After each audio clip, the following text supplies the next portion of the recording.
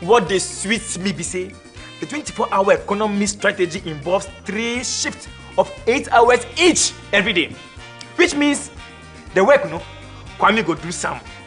Let's say from 6 a.m. to 2 p.m. We if go come continue from 2 p.m. to 10 p.m. And then Kwesi go come continue the same work from 10 p.m. to 6 a.m.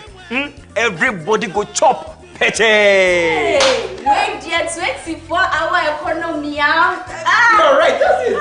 Vote for John Mahama, the nation builder, and the NDC for a 24-hour economy. Ejuma. Ago.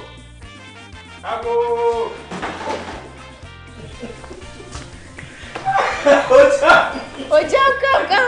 It's your man. Come. Ojam, make it come out, please. It be me. Master, debts they swallow you. Make I think, I can't phone put it. Make you sit down and relax. John Mahama's 24-hour economy go sort you out to pay all your debts. This 24-hour economy thing, it not be new. It dey happen already. Some companies and hospitals, they operate 24/7. That be why some people say the bad policy. Small minds. See, the fact says some companies they operate 24/7. No, they mean say the 24-hour policy they already. Those companies where they refer to, them they operate on their own without support from government. The novelty of John Mahama's 24-hour economy be say, companies and them businesses, where them go they operate 24/7, go be given tax incentives, cheaper and reliable power, and in some cases, financial support to expand and create more jobs for you, especially to pay your debts. Ojansi, when something is good, it is good. Jobs do not wear party colors, so when it comes, we will all get something to do. After all, we those wearing the party colors, today we are suffering. Baby, Uncle you. Thank you.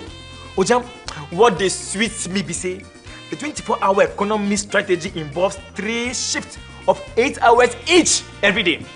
Which means the work, Kwame go do some. Let's say from 6 a.m. to 2 p.m. We if go come continue from 2 p.m. to 10 p.m. And then Kwesi go come continue the same work from 10 p.m. to 6 a.m. Everybody go chop peche. Hey, wait there, 24-hour economy. Alright, that's it. Vote for John Mahama, the nation builder, and the NDC for a 24-hour economy. Ejuma. Ago.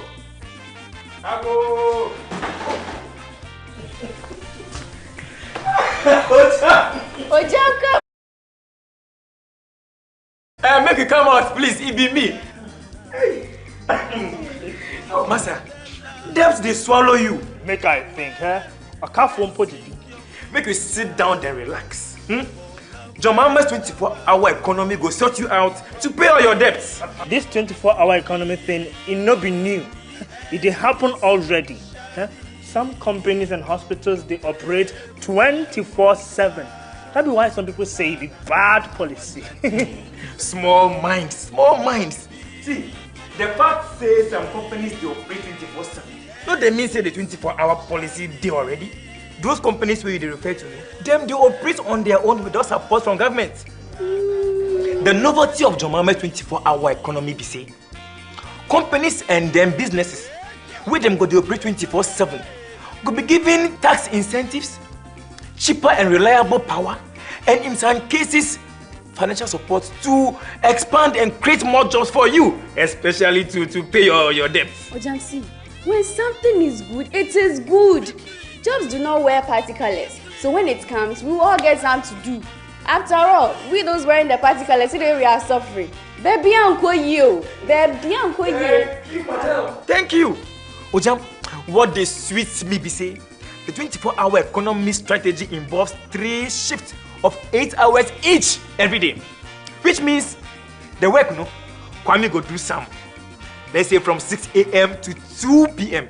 We if go come continue from 2 p.m. to 10 p.m. And then Kwesi go come continue the same work from 10 p.m. to 6 a.m. Everybody go chop peche. Hey, wait there, 24-hour economy. Alright, that's it. Vote for John Mahama, the nation builder, and the NDC for a 24-hour economy. Ejuma. The 5 kg of rice has moved from 25 cedis to 165. Oh. Hey! Boss, cement moved from 24 cedis to 105 cedis now. Hey! The kenke is 5 cedis. The fish, I have 10, 15, and 20 cedis. Which one do you want? Hey! Stop the A. Hey! Vote for change. Vote for John Mahama and the NDC. Fellow countrymen and women, the desperate NPP, realizing that they are losing the 2024 elections, has once again resorted to lies to smear the nation builder, His Excellency John Dramani Mahama. The NPP's claim that Mahama was against free SHS and will cancel it when elected is nothing but a barefaced lie calculated to deceive you.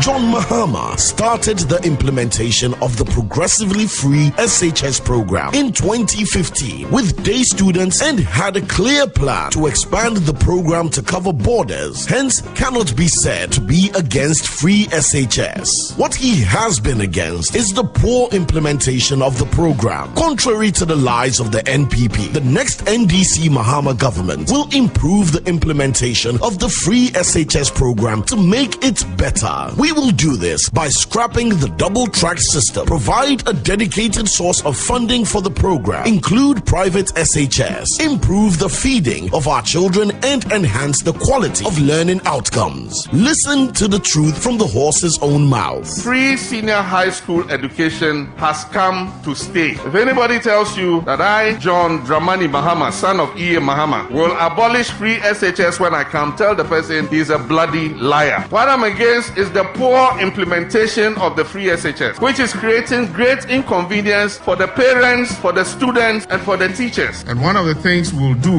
when we come back into office, and I know inshallah we're coming back into office, is to complete the 200 community day schools that we began, so that we can bring a quick end to the double track system. Beware of the NPP's lies. Vote for change. Vote for John Mahama and the NDC. Papa Sammy, I beg if you find something small, give us. Bro Sammy, you see, nobody say boys no one do nothing and just they rely on handouts. Just no deal.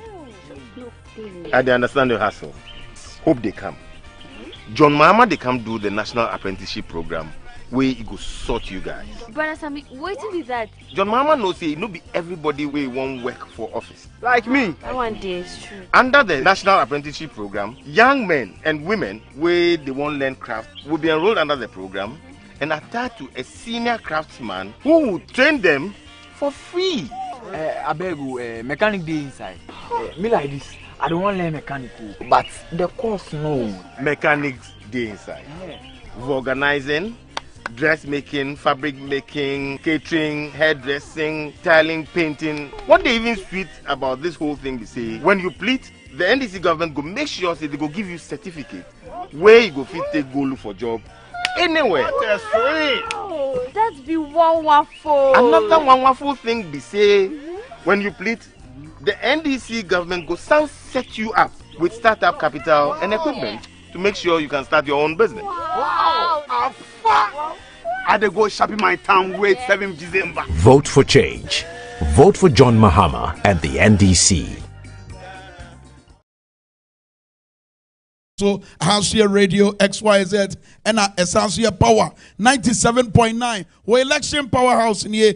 Obrempone wo dom bedase sansura amapoma chechekuya dase se modeni nyina dane abaya so ewo eye Medina agoprama kase so na hana dwumadie kase a ebeye NDC amanyokuo no na no di sema etwato a wode beto Ghana anim ansa na bato no aso no aha ena dwumadie no ebekoso na ansa na dwumadie no be chance no tse de election powerhouse ye ma no ye de mpense mu awodo ebebra mo sanso ne amansan be di nkomom na ye ba ha se no wutu se emboabo ho no na se enomo moye edi atoto no maye ansa na dwumadie no asase no egusu a ekoso bidi ne kwame menka meni nua ba ma aja usunie na yabande ani aba ye agoprama yiso no wo yenchemu haya baby a yani kire no eye Medina Astrotef ena agoprama yi wodin a obia taibo edin ba ya se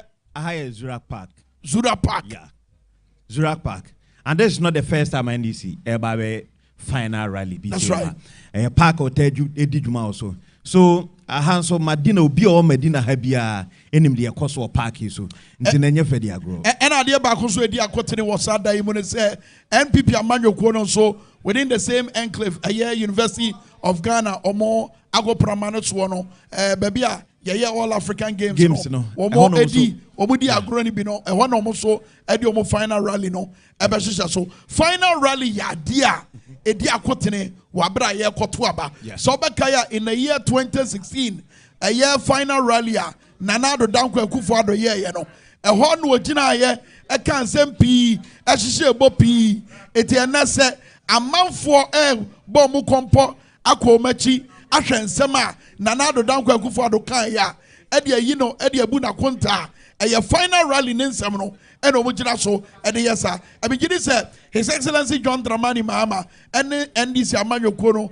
said o mesi awiata so say afi we de nkudimdie beba no be gidi say nsem pa de ye beti bi ne. That's why kwame no kre nsem no ye beti bi ba nsem no enya foforo bia apart from the manifesto party na di kan ho asem ana wadi hu nkoma obia de no na momade ba akosunie before manifesto na parties are rounds ahwe de enkrofo no pe no de ahye manifesto nim now eya na amendment kakra timi bam wo rounds na wo be manifesto no wie no wo be sa rounds akobo manifesto no abetro no ho dawuru uguso na no constituency level no wo be sa nyansam foforo bi akwame eni o manifesto nim nanso o final rally we no yes I'll bet me dia simbi ehun hia pa eno so boa ma amanfo etimi si o madwen pi wo ba bi o mo pese o mo to o maba eno so sanso etimi dane amanfo akoma e mo mo timi bedi wachi enkanka akoye issue bi a abanance for instance and they ya sorry no pay ya say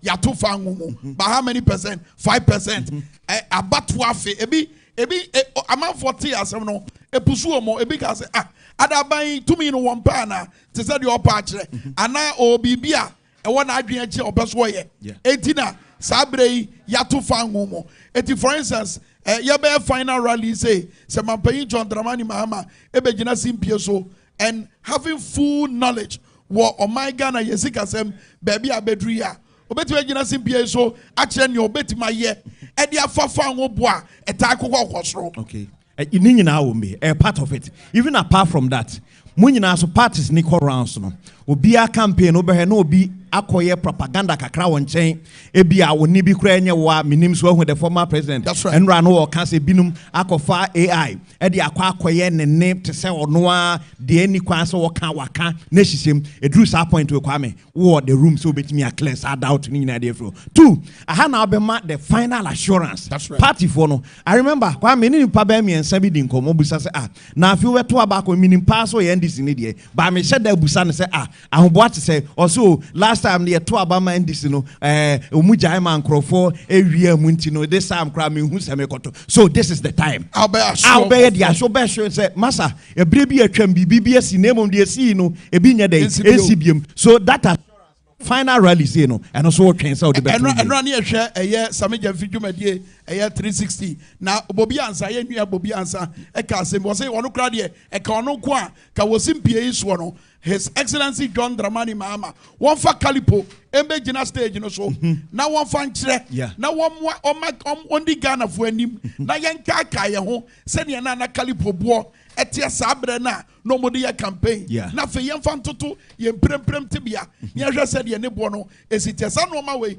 amafo betima relate ba ye free one ye nwura ha se so bambofo no enoma hodo na Omaya leading to another year a final rally Emma Amanyoko Kasiei a MPP and the NDC post for no another crown omokase a common qua based on almost statement omusu and say a common qua Kamayoko no omo ebeyi biaya omo baba ye rally no and the akoba be fofro but now so moon to me and so madri no o mabo bobo kwan and the ato Edi ama amanyoko no eni o machi tafo sadaba ya mentemi wase bia nya dai e ma ne homene so basas part of the statement no na me wonder say edi ne betimi ama mentemi wase aba NDC ya ne rally ɛwɔ Medina. MPP yan rally ɛwɔ University of Ghana.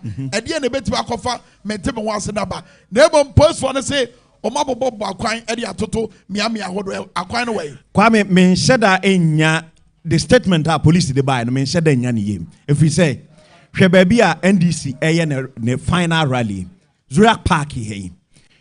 Route baabi NDC ni bi tia obeba sa adwumadie. Ɛyɛ kwan ba akɔ pɛ ɛne ɛfa so de kwa na. Se police ka so mayi kwan obi nkɔfa ha obi nye ya. Menhyɛ da nya ne yɛ Kwame. Baabi a University of Ghana ɛwɔ ɛne baabi MPP fo yi omu dwumadie. MPP fo a ɛbɛkɔ dwumadie no. Yɛ MPP fo a omu yɛ Medina fo ombɛkɔ bi. Sanso so any NDC fo a moye Medina fo so beba NDC die. So police fo yi kwan ato hene na hwan akofa so. So ma bobo akwan na kwan wa boy Kwame na make say. Dwumadi ne koso Medina ha. Medina MPP ni obekɔ University of Ghana program ni bi.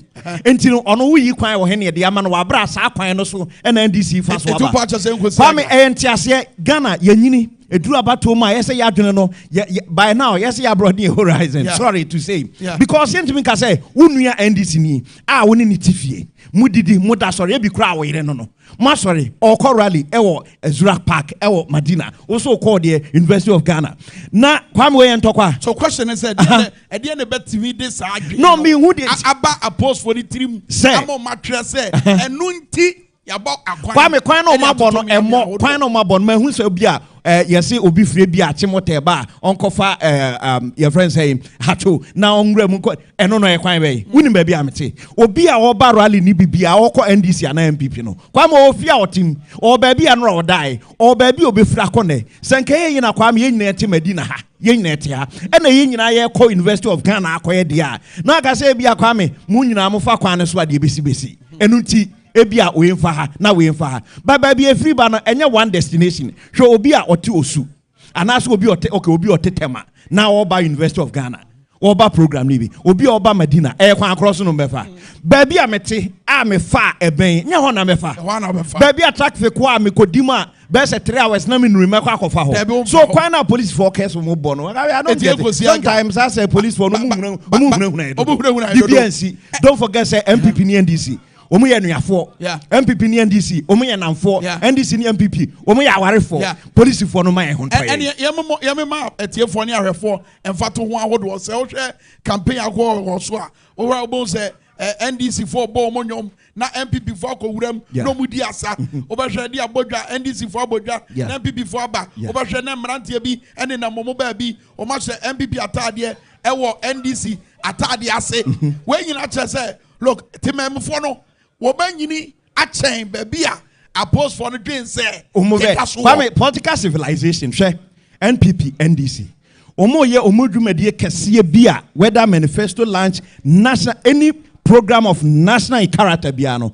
say MPP na ya oto nsafre the NDC more executives omuyi executives emomko ma counter whether counter whatever omukọ Samson NDC so ya ono so to nsafre NPP mpanifo omo so kọ eko kanta political civilization ba bia ni bie no Kwame aduru no NPP platforms who be who NDC no gina so bi MPP can ko decide no na the NDC so they ahwim na ye nyina boy ensem no obi akọ ne baby aduru no eti enwa was suppose for nya hunu say ye nya duru ho ba ye kọ assembly so and so special voting ekọ so wa uni say Eastern and Western regions enam enfomsuo bi ne leakage bi ekọ so no abato commission ne ka say edada ye nyina nsentwefo ne bambofo ye kọto aba no omunya nto aba na enemom enom beto aba abato na hyase wo epueye ne atoye mantema ekọ so kama na nia yenya enti ana say amanebo a yenya ate ne say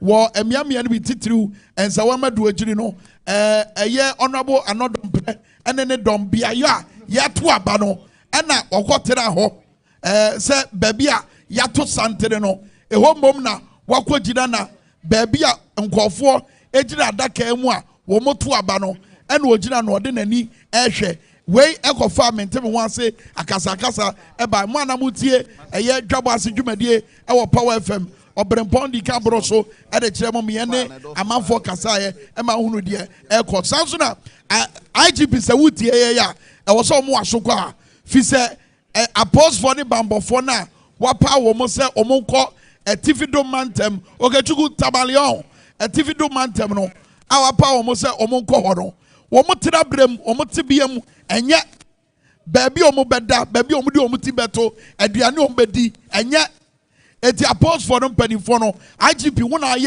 aye election security task force epanyi foundation from baby aye duru ni se post ni bi anase bamboni bia ebeye vulnerable ema amanyoni bi ebe kwa akotam sika no de akɔhye the bottom ameneti be koye ade bi a wo pese wo ye ma no eti omo hwɛ omo tira brem omo didiem baby omo beda ene omo sikasem na saa 700 no wodo ko high hotel a sika no beka sei eti ho no enso ewo ho a ewo so ye hwɛ ebusuafo ye da so wo eye agoprama yi so a ewo Medina na ha ne ye de dwumadie ne nyina ebremo we ye o election powerhouse power 97.9 and a face TV XYZ kwaminka mene eja usu ena wa say na eja usu enya akogina eye agoprama ni nchemu na eho ena ejitafo ni bi aba no wanya bi a woni omo ebe kasa eja usu fa ekọ yentie o kwamatom wa ha na baabia megina sesie park nso yi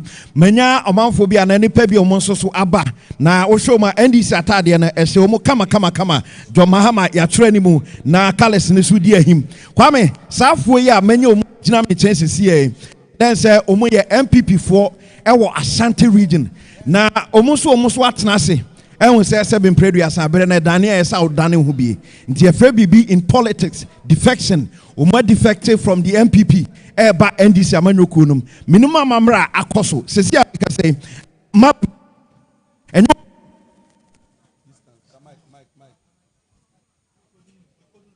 all right ejawusu eda so ho a ye hwe ani say wone amanfo yi bekasa na we ye MPP fo a omo afri MPP mu aba NDC amanyoku mu wo so mo hwe asetire mu nsem wo hwe amamuo no ene se de asitie se de aban we ahyeda ayi nani ACC Ghana for ebo Ghana for atirimode a eno ane omunyina so a wo de abawura NDC amanyoku anim na eche bia masakọ eja usu na ye ne eye echitafo e di koma sho se sabre de ahoma no mu dem kama eja usu fire tuna ni omuni nkomo yeah di na sani na one out defect here in Ashanti region from MPP to NDC no and then ade a park yo mabasubi nti ye no omo bedi nkomo kakra na yabusa de nti a wa free wa amanyokuo anaso wo party mu e de ba NDC amanyokuo no me na adwuma de o matimi ababie na malam isa e wa ha malam enu aka no ho odi ne Alex Osei saafo emienu ene bae na mom omo doso esen de ehunu wa hasisi a ye no omo ni nkomo na emusa se de na siye ama ene wise wa free the MPP aba NDC be ma kwa ya aja opening me ho ye pa Genesis yo me don kwa na yedi so mon kwa na mon koje mo logistics anase tools and equipment I bet me that did you my rebe I was from HR ba be wie I Baumia campaign office I didn't crack but after inauguration so a couple by now boabo adomano de my party next a couple by party for ninina no o mayi a domino ni muni penina twatwene eno ti ana domte da bi papa anya hwe a bone nya hwe de toso mienu sabe yet wo mai mu ha ana Ghana for say if your fundamentals are weak, your exchange rate will expose you. Ye kai ase. Yet Yana Baumiasa catching Ghana for say you ne be at all my mua. At say a global phenomena. Entimi escape Africa and Cote d'Ivoire. Any all surrounding countries never Ghana. But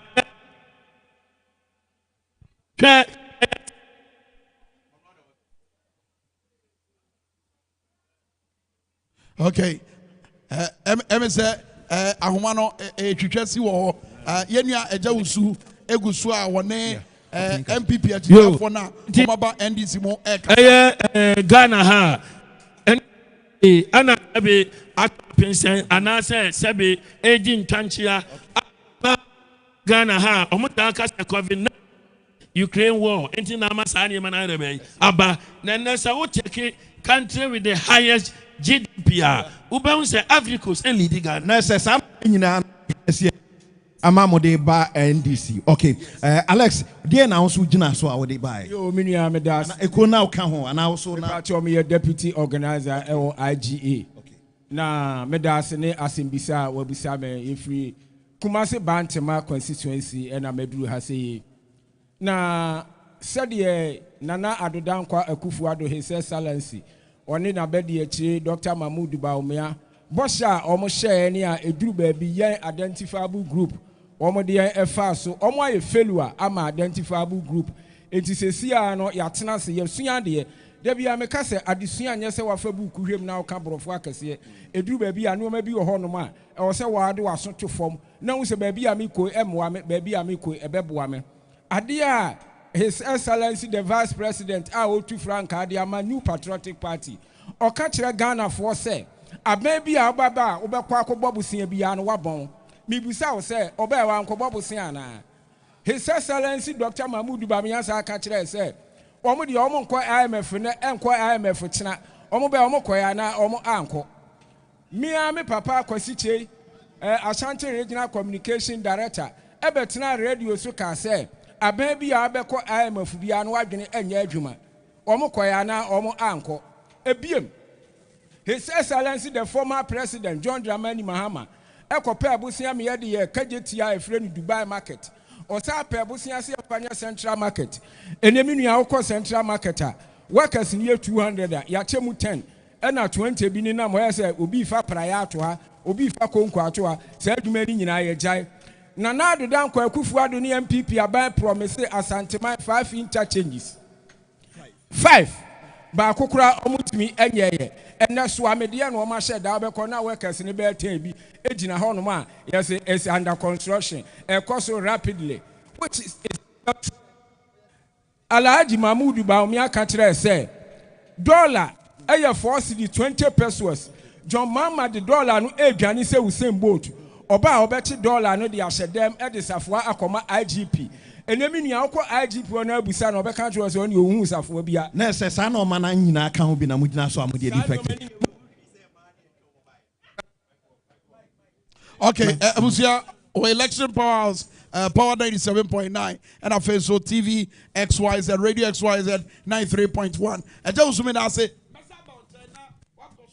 amanfo edi nkomo wo Zurak Park ase ewo Medina empeswa so na wo baby amegina ene baby ameti ye studio kakra ye sese kakra ya boy baby ameti na mi hunu ye bambofo na Afeso agitafo ba no moba ahusiesie no so kwa na ekoso Mausa fire service for ekura water cannon na omode ensuo no egugu eye agopramana no so se de be ya envuturo no eso ebete ena fe so apostle for na de na omode boban anase ye de si papiri no omode asisi dodo na ekire miamia hodo a empadifo ne agitafo no ebete na stage na kasa hodo no ebekoso no de o ma mount to the dada baby a titiri no betena no so obehwe o TV so no na ye atwa ade a kire no ba bia titiri no betena no o masiesie bibia kama bibia koso wano but wo yesisi ya boy aya boy asi ye ni nkomo kakra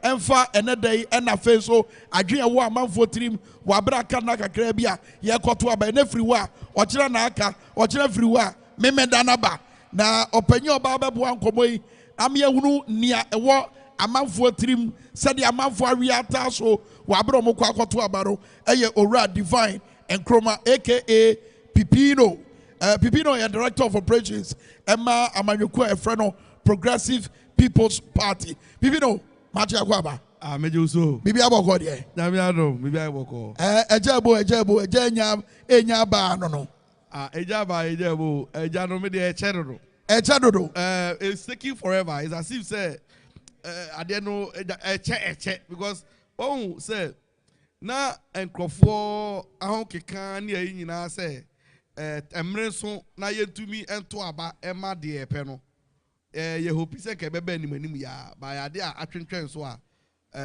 me de 24 hours so say few hours aka me ato aba no ewa minya ya I can see it. Okay, see in the Ginamunia had the pumping. I say, yeah, well, yeah, can say, see, no, Bambofone, and Central for war, a Puani at Toya Mantem, to Omaba, yes, special voted. One is about to come, say, two. At the shares are there, and for so be a dining wedding. And then so about one cost one near a sea, Dana near special vote, you know. A biasa here, a walk was warm, yammy, and Sawama Doji, for instance, honorable and not dom, Brennan dom, I got to be a man for Susan, or more to a ban, baby on betu ma banacono, baby or tinny, obehunu, eti, ama, akofa, casa, Eddie Abasano, my way in ano, who wouldn't say, Unim, sir. Obi desperate for power and then clinging on to straws to say I say or ensure the name called Pian Sabe Sumbia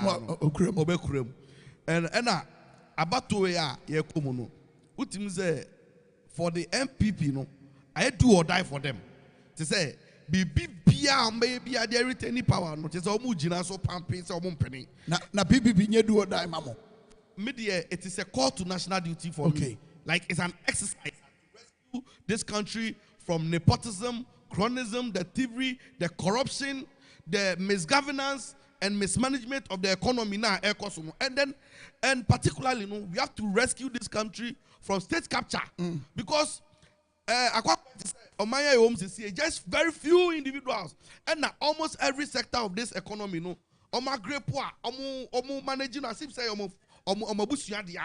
from the energy sector, the financial sector, the insurance, the transport sector. A call to national duty say we can't be in this country and allow just some few individuals to continue to take us for granted. See, me, I believe says our election where I queen. Say one kika no one to abano antin tesukoko anfan cheren pipi aban we ya. Sebi imprediasa. Not just say examine one kasankasa wogamshi. MPP no GDS so bedi nkuni mu abato yi mu.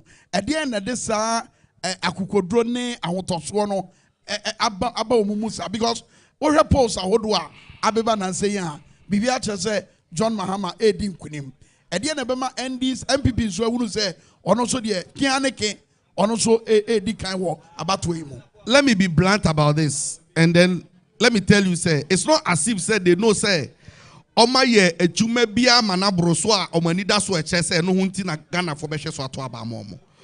O check the trajectory. O be realize say because of the arrangement and kuntuna say how many electoral commission jumedi omudidi, and the fact say Oma put in place some shenanigan moves to rig the election into no. Eye dole at all costs no. Omu nimse ombet Ghana for us. I mean, many constituency executives, MPP executives for ni bini omu penny for ni biya din koma. Ome catch us say abani di nimse Ghana for beto am NDC, but yebe Jeff Munsa.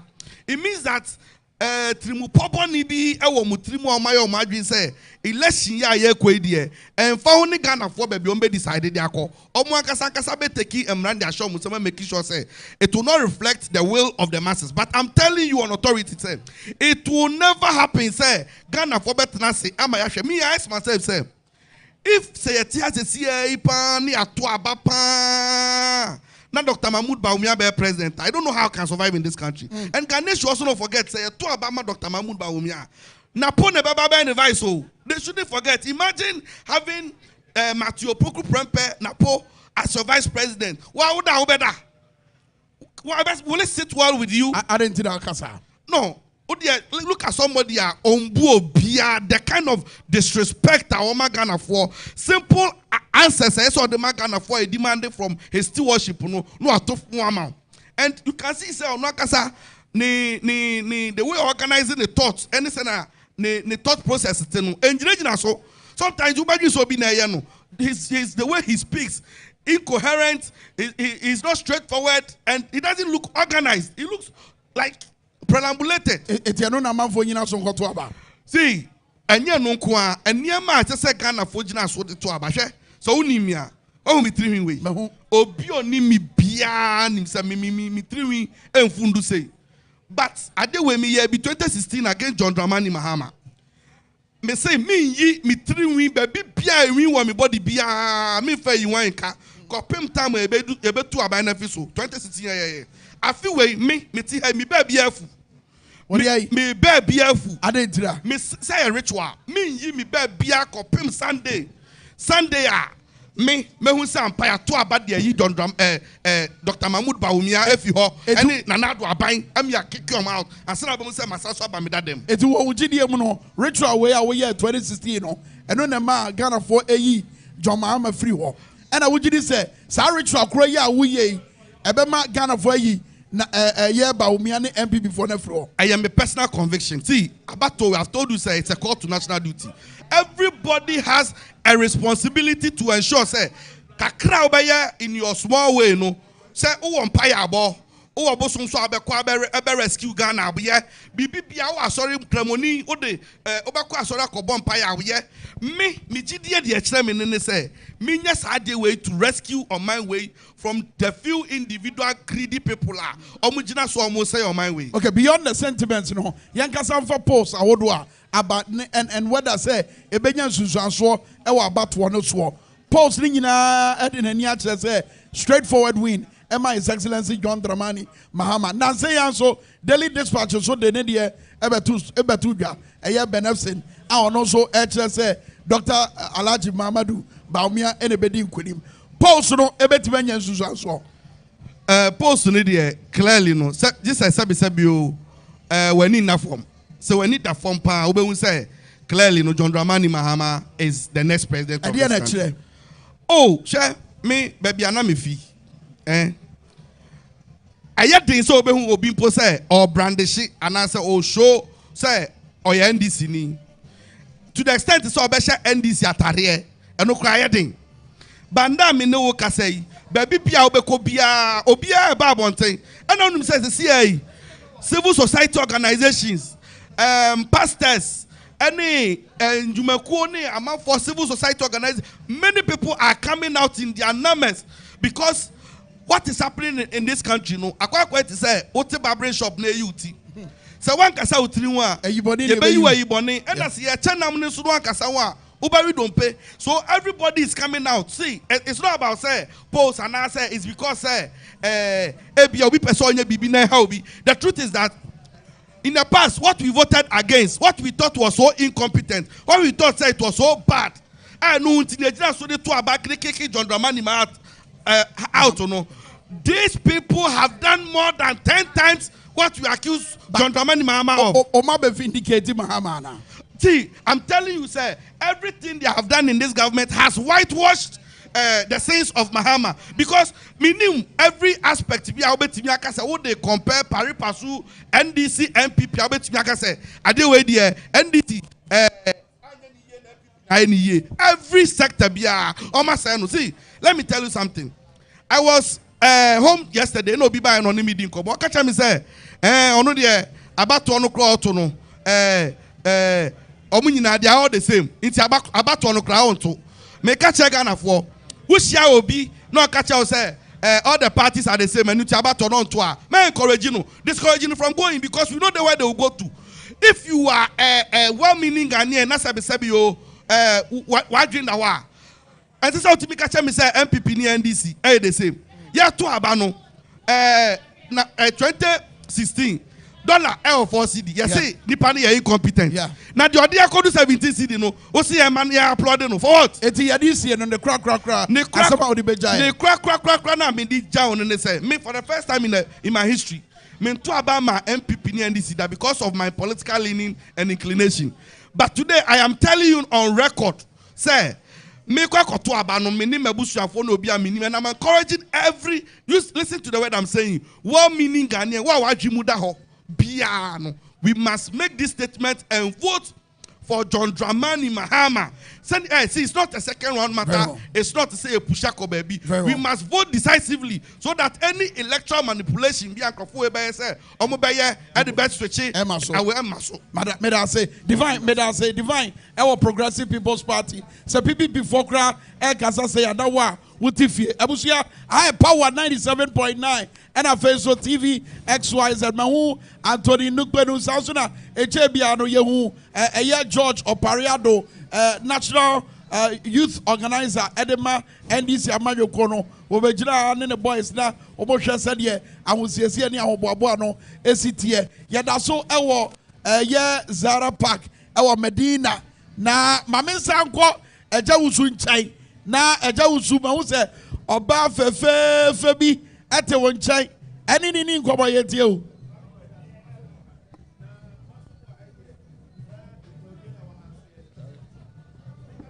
Yɛkɔ ayawa so west wagon na ya special vote ne ma yɛte wɔn kapa na yɛne women organizer hɔ edi nkɔkakra Victoria Abdullahi wɔ me nkyɛn wɔ ha ɔba pa kɔ aba yɛnia no apom te sɛ nyankopɔn adom me ho yɛ yɛdɔ bɔ ade ase ɛnɛ mo hɔ keka sɛ mo ne Medina de ɛsɛ mo bɔ hyɛ mpo ana yɛbɔ hyɛ that's right yɛsɛ kwan na yɛbɛfa so aba no anhwɛ na MPP for NDC for mo ho ahomete police for yi kwan ama obi amfa so na asundwamra me bi afa bae me fa hacho kwan no na me be fa North Legon kwan ni dem me hu se nhyehyeye bibia dadin me ba me hu fire service for ha sei na me hu se ye party penny for so e de niam atoto akwan mu visibility no so ye very good because unam kwan no so ba hu se NDC ya ready say be take you over Ghana. Now the new Ghana, His Excellency John Dramani Mahama, what promise Ghana for no na chassis and the final rally basui. Final rally in Komo Bibre the Beko so beka NDC asem kakra. Benano ase ayawa so weso go nkadede kakra so obi akwache aduane obi akwache mu afi election 2024 na ye kono. Yes ye pass nwie. Ye de abato mra ebegu akwan so amasundwe mapa etimi aba. Die na si ye a say ye ntimi hold on. Yo, eja usumi da se eni akwenya odi ama me. Mejina sa akwenya iso na mechia ye electorate sa ewo ayawa so weso go nyina. Na ya doma se omukosoa ebo NDC echidom. Na yesre se 7 December sorry yekoto abai. Ye besre se omunyina obi a ensori anapatututu.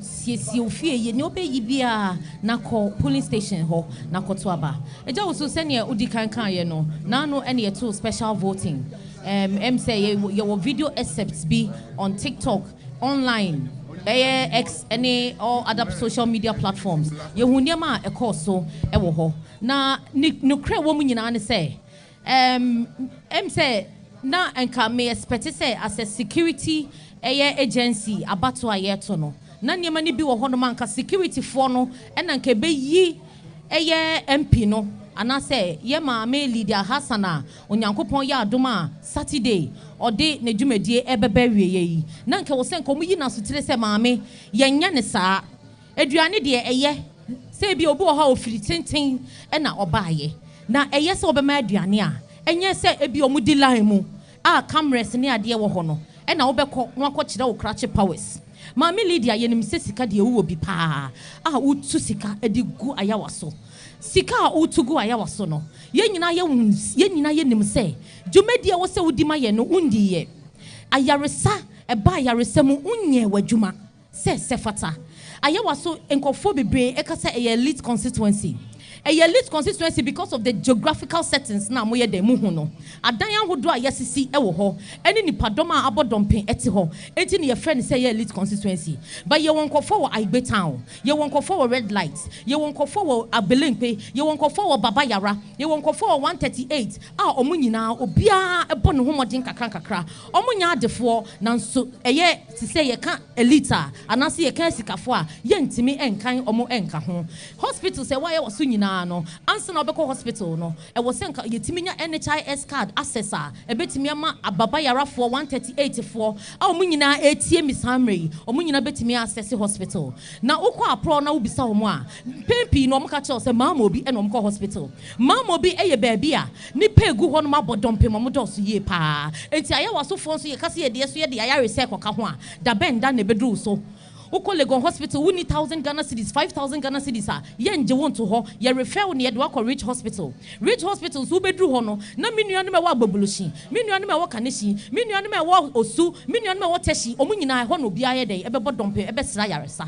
Na se yen so ye de koka ho a ebe ye yi ana ye pa yaresa enimanimu ya ye pese ye nko for ye citizens ye bo mo ho ban within Ayawaso West on the confines se ne be ya me hia yaresa enimanimu a me sabetimi aiden aka je say na ahobwan kasa to say at the national level it's a national event ayekoso Ayawaso contribution towards this election say there your contribution eye bebre campaign dia ya bi pa Honorable John Seto Dumelo wakwa pro we chin constituency ni nyina mu asitire okonso a oboni din anu aboni papa His Excellency John Dramani Mahama din no waka nsem ne niema opese woye nani so ade hunu pa ye John Seto Dumelo a eye ade bako eda nani so se obehwe na security ayeye na no ye kwa pro eye Okonglo Park so abayiwa bi a okọ se okwakoja ne nan efise ye ni eja nan bia bia ye den ewo ho na okọ so okoja ne nan no e na Fulani Herdsman Samira Baumia na busuafo omutime chi no e de sekan jaminity ewo Ayawaso West Wagon. This clearly no it shows that Ayawaso ye security nye University of Ghana campus udru honom uko Bani Hostel Ivandi Hostel TF Hostel ho sa stretch ni nyina a wodi betimi afamu akwakopie presec entrance hono ana se main road hono e ho nye safe school foi mi amani so sei mi twemo e na chese gidigidi ko hwa akwara bako ye pagya na moja na etu no akromfo aye omo bodompe e hye eye atomic ho nwura na e wo ho no school foi kwa sika kakra ne maame dia ma ne so mfa nkoto aduane ndi no ne ya ambushi wo mo ne ya dwa omo sekan na security issues na e fon kakra na yenhwe so far say obi hwe we were barely 3 days to elections there na onyina so niema mienu bi oto aba dia ma candidate and the presidential candidate come December 7. The mekache Ayawaso for nyina na say electors voters e wa Ayawaso nyina omutie me ya maame nom ya papa nom youth a mo Ayawaso 24 years in na MPP aban edi Ayawaso so I represent yen e wo parliament o hwe mpuntu djuma akoso wo Ayawaso West ogonyina ye NDC aban e na ye NDC aban e ya aban bi aye wotema ye even though the MPP no e na edi party ne so e wo ho in terms of parliamentary candidateship no and as a member in representation in parliament no ejuma ahodo bebre University of Ghana Hospital si ho His Excellency John Dramani Mahama is here Usha Bauleshi School, a basic school, His Excellency John Dramani Mahama is here. So, Uko Jolu, or Mujahs, or Honum, a NDC abreso, any ye. Sukus ahodoɔ, infrastructure ahodoɔ, ɛyɛ in so some bibia ɛwɔ Ayawaso bia. So man penda that John Dramani Mahama with the record ejina so to abama na eye. Parliamentary candidate ojina muswe. Parliamentary candidate ojina mu no. Ono oba na nhyehyɛye bia na His Excellency John Dramani Mahama ɛwɔ Edima Ghana for no. Onam ne so na wetimi aboa.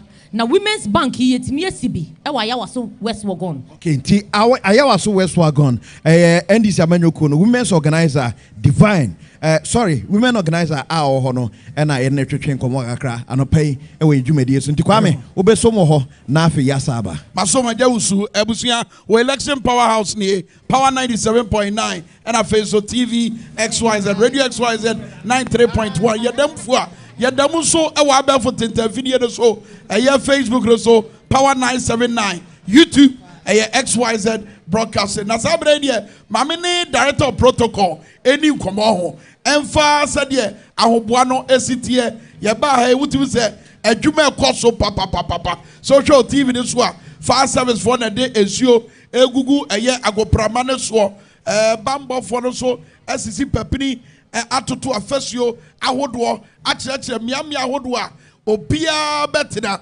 na de adwuma yi ɛhyɛ nsa ɛyɛ owura Ludwig apane Kloche director of protocol edema dwumadi anase NDC amanyokaja akwa aba bibia bɔkɔ de nyamia nti ye bibia bɔkɔ me hwɛ sɛ de wanim sitie ya wonai na brofo beka say finish hard last days anso die last days na ye you in term na meka say see our canon no bibia ekoso boko ya setting up stage no you when we say stage no you ready. Yeah. Police for any fire service form the you go park no so. Yeah. Yeah barricades. That's right. Man for better na rally inti yeah most of us yeah be jina. Yeah stage no for your leadership ombe kasani ya ombe transit kakra.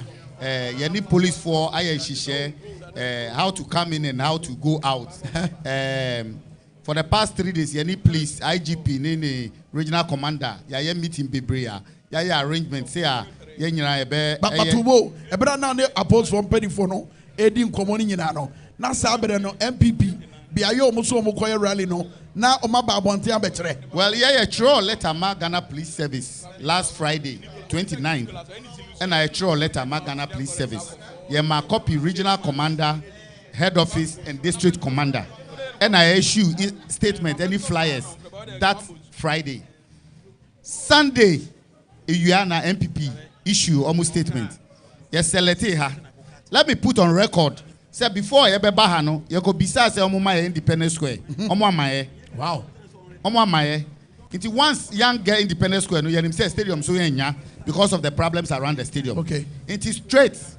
And I say I could prepare some school park and some community park. So yeah, surprised that 2 days after I decided to say no, MPP say Omo call Legon. Wow. The same stretch, the same road. Yeah.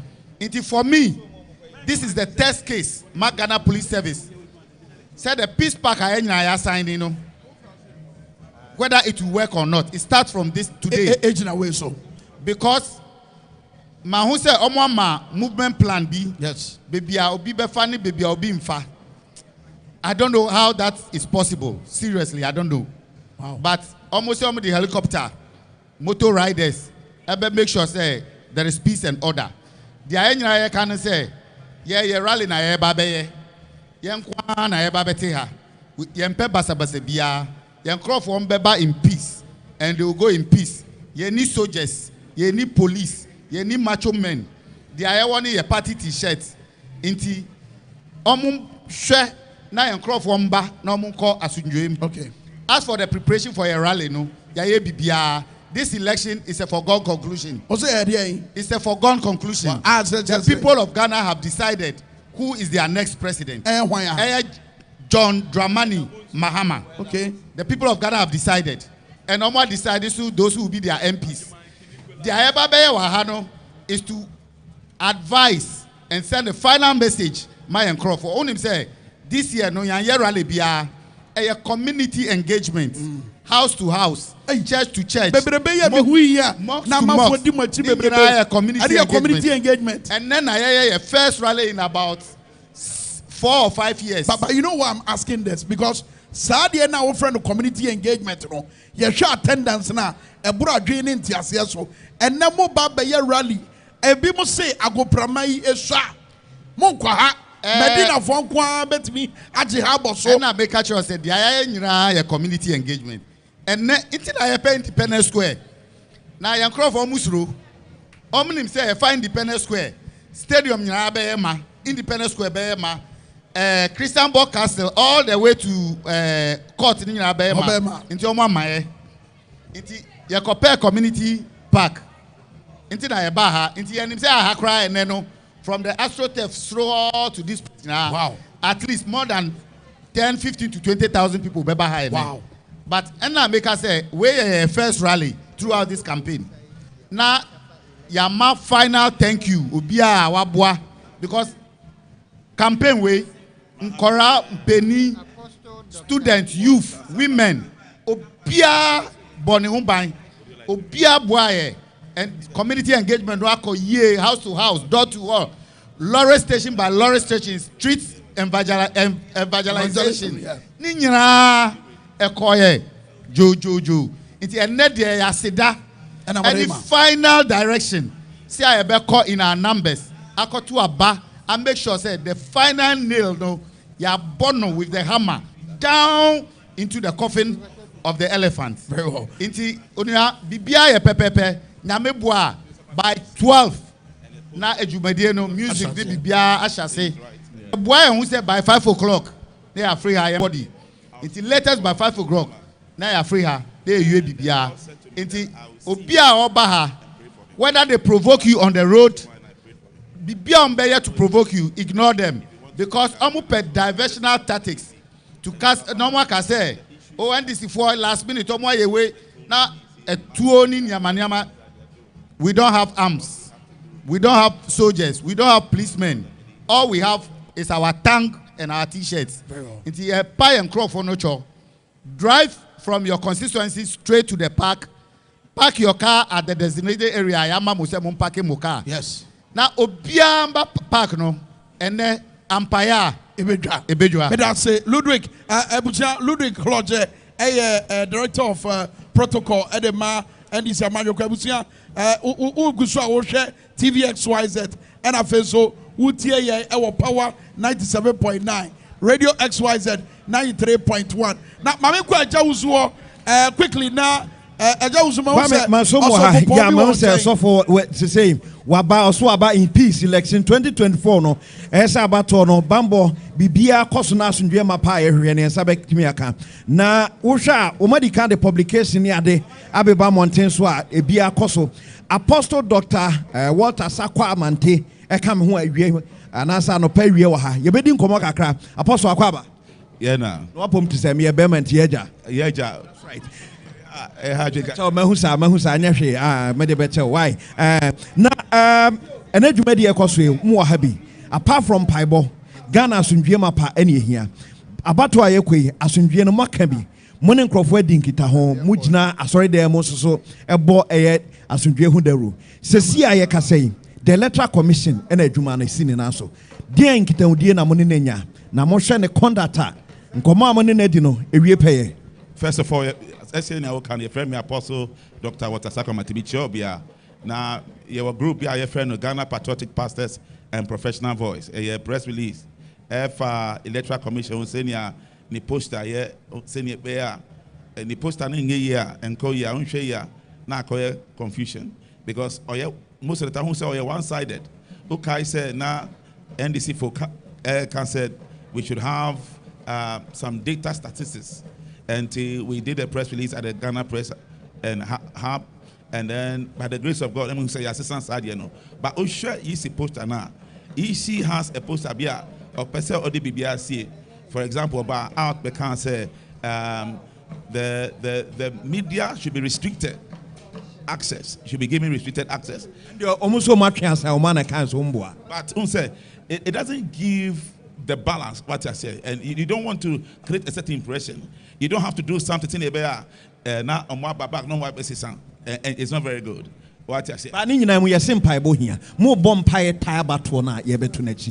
Oh, yeah, bomb pie, but me person me addressing concerns. Via the role of the military, the role of the the police. Everybody should be professional in what they do. Obia and call the side of any political party. Me believe he said, in my opinion, yeah, bomb pie. Me, my bomb pie personally. Now, this is not the group's thing, but personally, my bomb pie. Me bomb pie, God revealed to me, said, Mama is going to win the elections. So, I'm paying that John Dramani, very in elections. Okay. In the background, my prophesy about previous elections and all has come to pass. Last election, I said that another was something to win the election. It was going to be a tie, and indeed, it was a tie. But that is why we had the parliamentary closeness. Okay. But this year, the Lord spoke to me after praying to make politics and answer BB. Because when it goes wrong, it affects all of us. And I make a tell me, say, me share your mama. Now me share me born pie man, but me share if I meet him, then he win the elections. And he called summit, CEO summit. And I was the first person that he approached. I have the video here. And I heard his hands, spoke to him, and I told him with him 2 minutes. And I said that God said,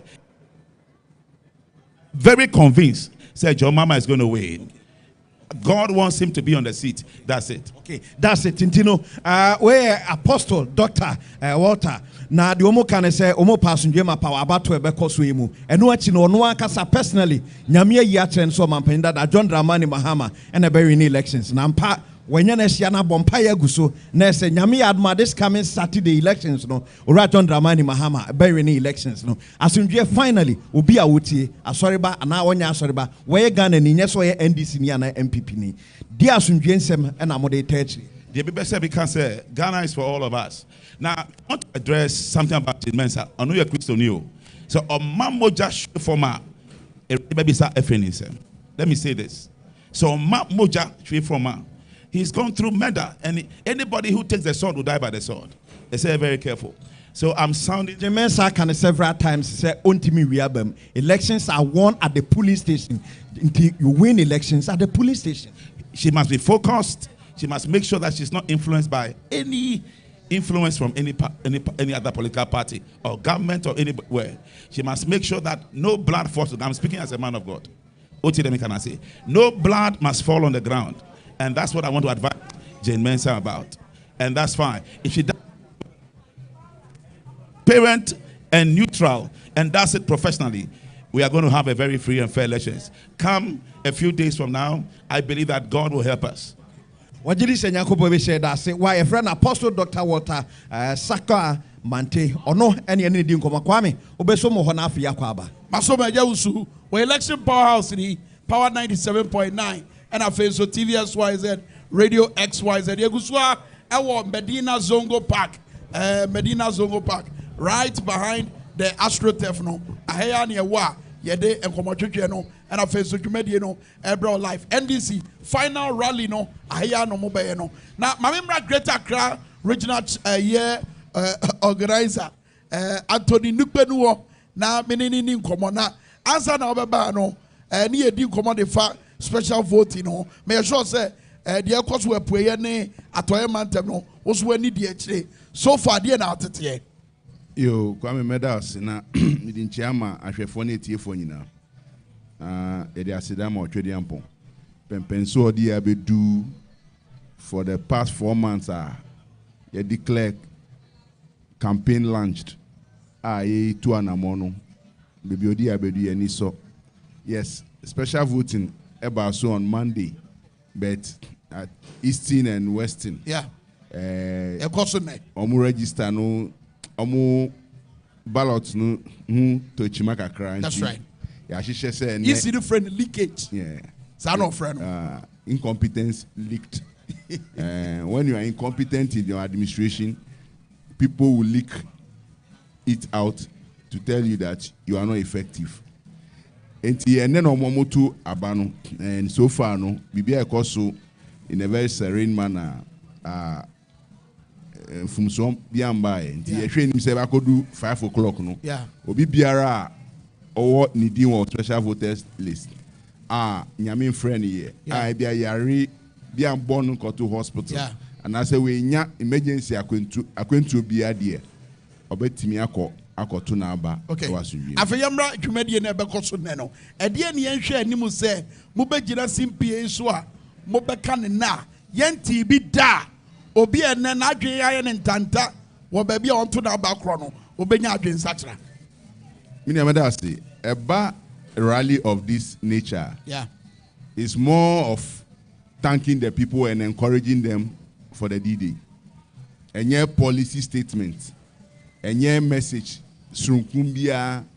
but how to raise the morale of the teaming supporters and send that signal to the entire world to show say the political party, which is the NDC, and its leadership are well prepared and have a thought-through plan for the D-Day.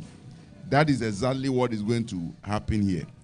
Seba policy messages are minim village ben yen fire policy messages and call minim organization ben yen fire your policy message enrich you. We've done so much in this 2024 campaign that the voluntary service and sacrifice are your party for a year across the over 40,000 polling stations, 275 constituencies, over 8,000 electoral areas. In the country. To Juma. visitation to churches, mosque, communities, ghettos. Benya impact. The impact it has made. And nothing na who said MPP came. But me analyze what was no. Was it the impact it has made?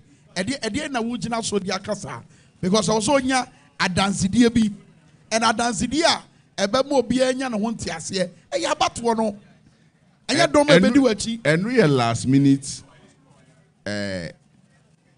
stick now Odiba Bono. Yeah. But you see, who do message who flyers and I'm chrome now confu and for many points it your impact level is less.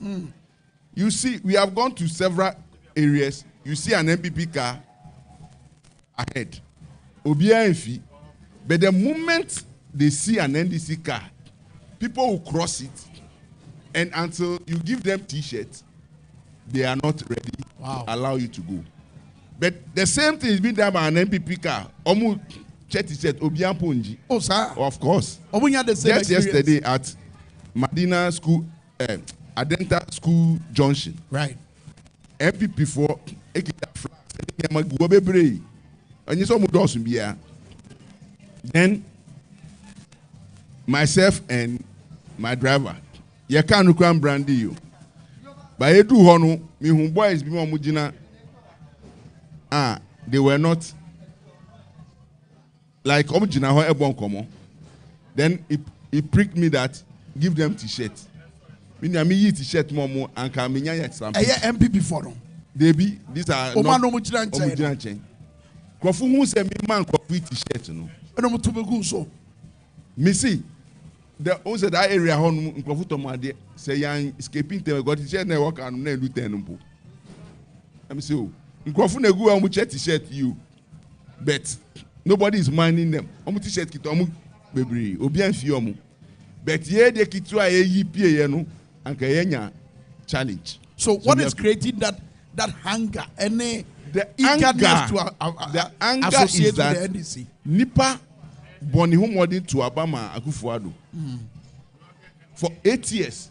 Se nipa no koko na otoma ene koko no ntimi ntombio because ni dwetria eshi ashi.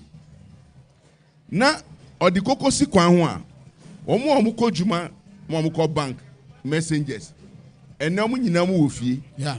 Enti koko no timi si ho ama adesan bibia akobad saa nipa no ene enije bene eno benya se okoto abama omubiom ti we hu se we di ne ho abro ba mu nuama omo MPP say da bia momo ye mfato ho a aduane kwa na mo de ye mfato ho ba enhihye na omo no ede ba e no aye enhihye a ye be hu no so mfaso no na ye achi aye enhihye ma daachi ehɔ na ɔbɛhu sɛ sɛ bi yɛnuanom bi fɔ mo adwen wɔ fam papapapapa mo adwen wɔ fam nipa ni nkwa daakye ade na woka no obɛnya ho mfasoɔ. You need sustainability of life today to advance tomorrow. Enti wo kyiri nkrɔfo kom ɛbrɛ people cannot feed, common water people cannot get, which is one cardinal source of life. You are telling me say onhwɛ what daakye no wɔ hin. What is the dachi? Say investment. Investment in what? To say free SHS. Free SHS. What was say investment? Dachi ni you see, the MPP's intelligence very, very low, and they will suffer for it come Sunday when polls have been declared finally. And they will suffer to reorganize their party. Because say me mau a free policy, that free policy must lead to a sustainable life tomorrow. Yeah. It's true. Tell me the policy of free SHS impact tomorrow. Because over 80% of free SHS graduates are home. They can't advance into a tertiary education. So, being omutinafie, imane nyem imrantiano committee themselves to social vices and only the sustainability of tomorrow.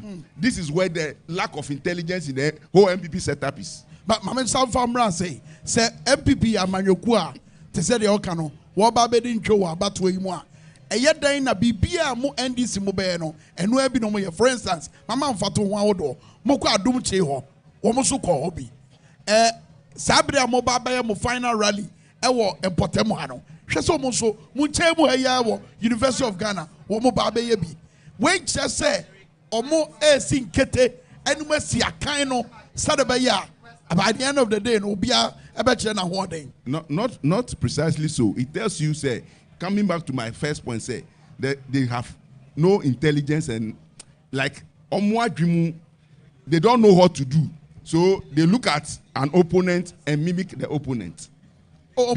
Yes, because look at the advert. Show advert. When we did, Baumia once said, what did they do? Also, Mahama once said. They never thought of it. They never innovated it. Did it. Now, but is it communicating? It's not even communicating because the message is not even crafted well. Very hogwash and myopic message. So it doesn't resonate with the voting public. 2, initially, naka rally and Ashanti region of Ebeno. MPPT Yepemuso Ashanti region. Wow. Last minute, they declare Greater Accra. Say the final arrangement must be in Greater Accra. They said the way our director of protocol can, we approach facilities to say Independence Square. Amuso Mumai. They declare Madina. Mumu Bano Musimuko Stadium. Mumu say Yeba Madina. Hey, University of Ghana Stadium. Then you are here. I don't fault them. Me 40 omu. The Ghana Police Service leadership who are in bed to misbehave with the MPP. Oh, how? Of course.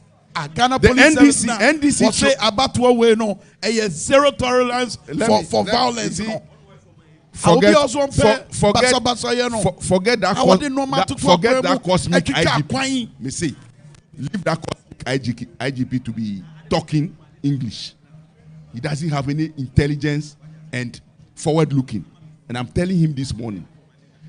Between Yeni and MPP, who wrote first to the police and showed venue to your IGP, or IGP draw. Omudi buy and because no, I won't approve this because your opponents are on that route. So look for another route. But according to almost statement, no, almost so komunya ya. Come back at Munina, MPP ni NDC say Monsesa mo venue. And I'm catching us IGP and Ajimundo. Wow. Naju of them. You look at who wrote to us first, who chose a venue in this room first, and tell the other person say you cannot be there. Go to another place. You are the government in power. You have access to Independence Square. You have access to sports stadium. Go there. But white people don't. You think you can intimidate us?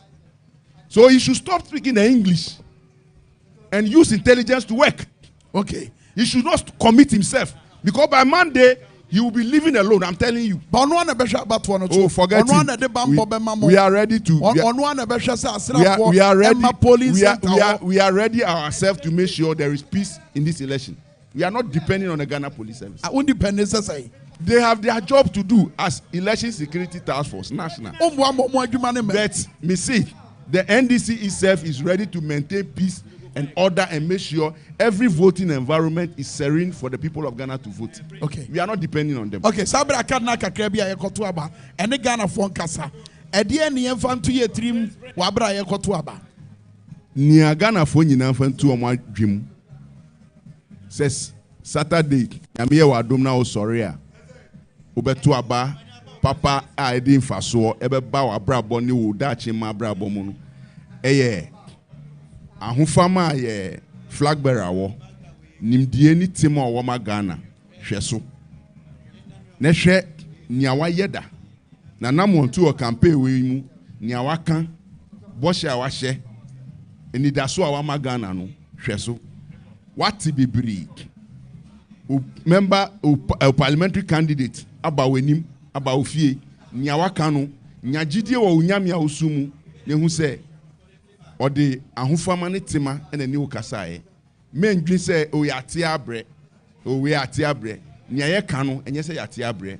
We have a solid solution to make sure say ya reset Ghana ema enijie ahunka eni odobi beba Ghana na umpote mo wonu uhaw ni obre no yebetu hu anamo eyi efi ho ama enu nti na ese to aba Emma John Mahama any NDC parliamentary candidate all constituency. Very well. Attorney Nukpenu Medase, Attorney Nukpenu Greater Accra Regional Organizer Edema NDC Amanyo Kono. I was your election powerhouse in here.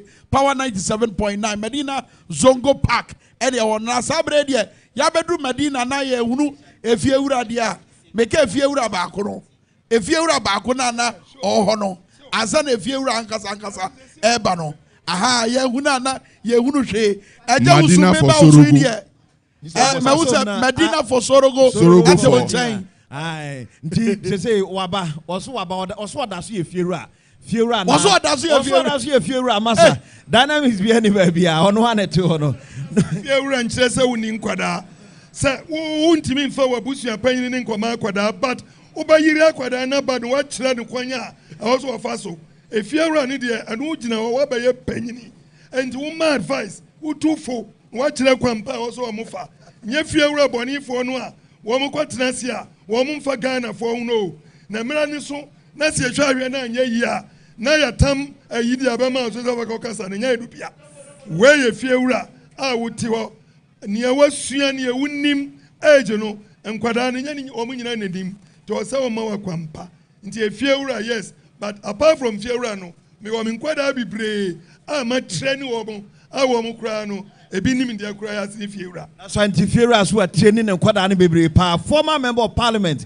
at the Medina constituency Honorable Amadu Bukari Sorogo for Medina for Sorogo na wababa ke ho manso obai o boss never no okay 24-hour economy who said 24-hour bon atade enim ena ne channel so boss road no ni nyina 24 hours na ena edi djuma now waboha 12 years solid as MP and at 2016 the done 2020 was he as agent back but this time around it a different phase 2024 how is it going to be as usual 2016 yenim nenti omoje ye and ada ya wa unimi Akufo-Addo a waba akokra wo so oni de ompa obi asika sa na oni de krono na na oba bebo omu Medina form say Alhaji Sorogo yenim sa wa boye wa ya de wa ma ya assembly wa ma ya hospital wa ma ya nsuo nanso tie ni Akufo-Addo ni ba obi eka omu say 2016 omba be ma factory omu so every year bi omba ma $1 million Alhaji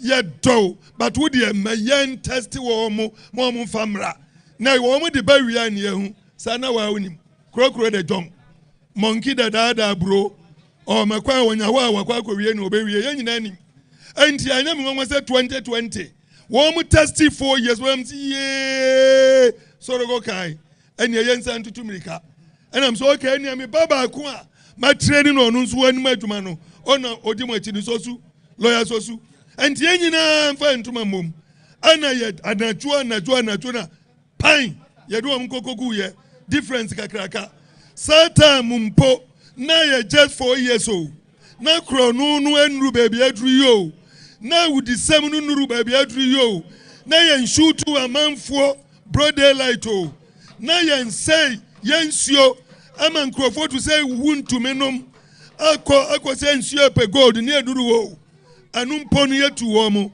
na nne asese Ghana fo nyina fanan yahu sankrofoi sada no mo di buy omba se ni yenya no wo mu ba baji no ma bokro no ansem mo kika ya no we refri ana go back to 2016 na tie ni onu aba ulaya baumia onu asu waji atum na ya ni dase ya friend so ya laya na emom onye medra eni ebisa nze medra no hwan na opeso cheso e medra wasi na si Akufo-Addo kumune yireda enti ayami de say yes was say I am happy I am a liar but not a murderer.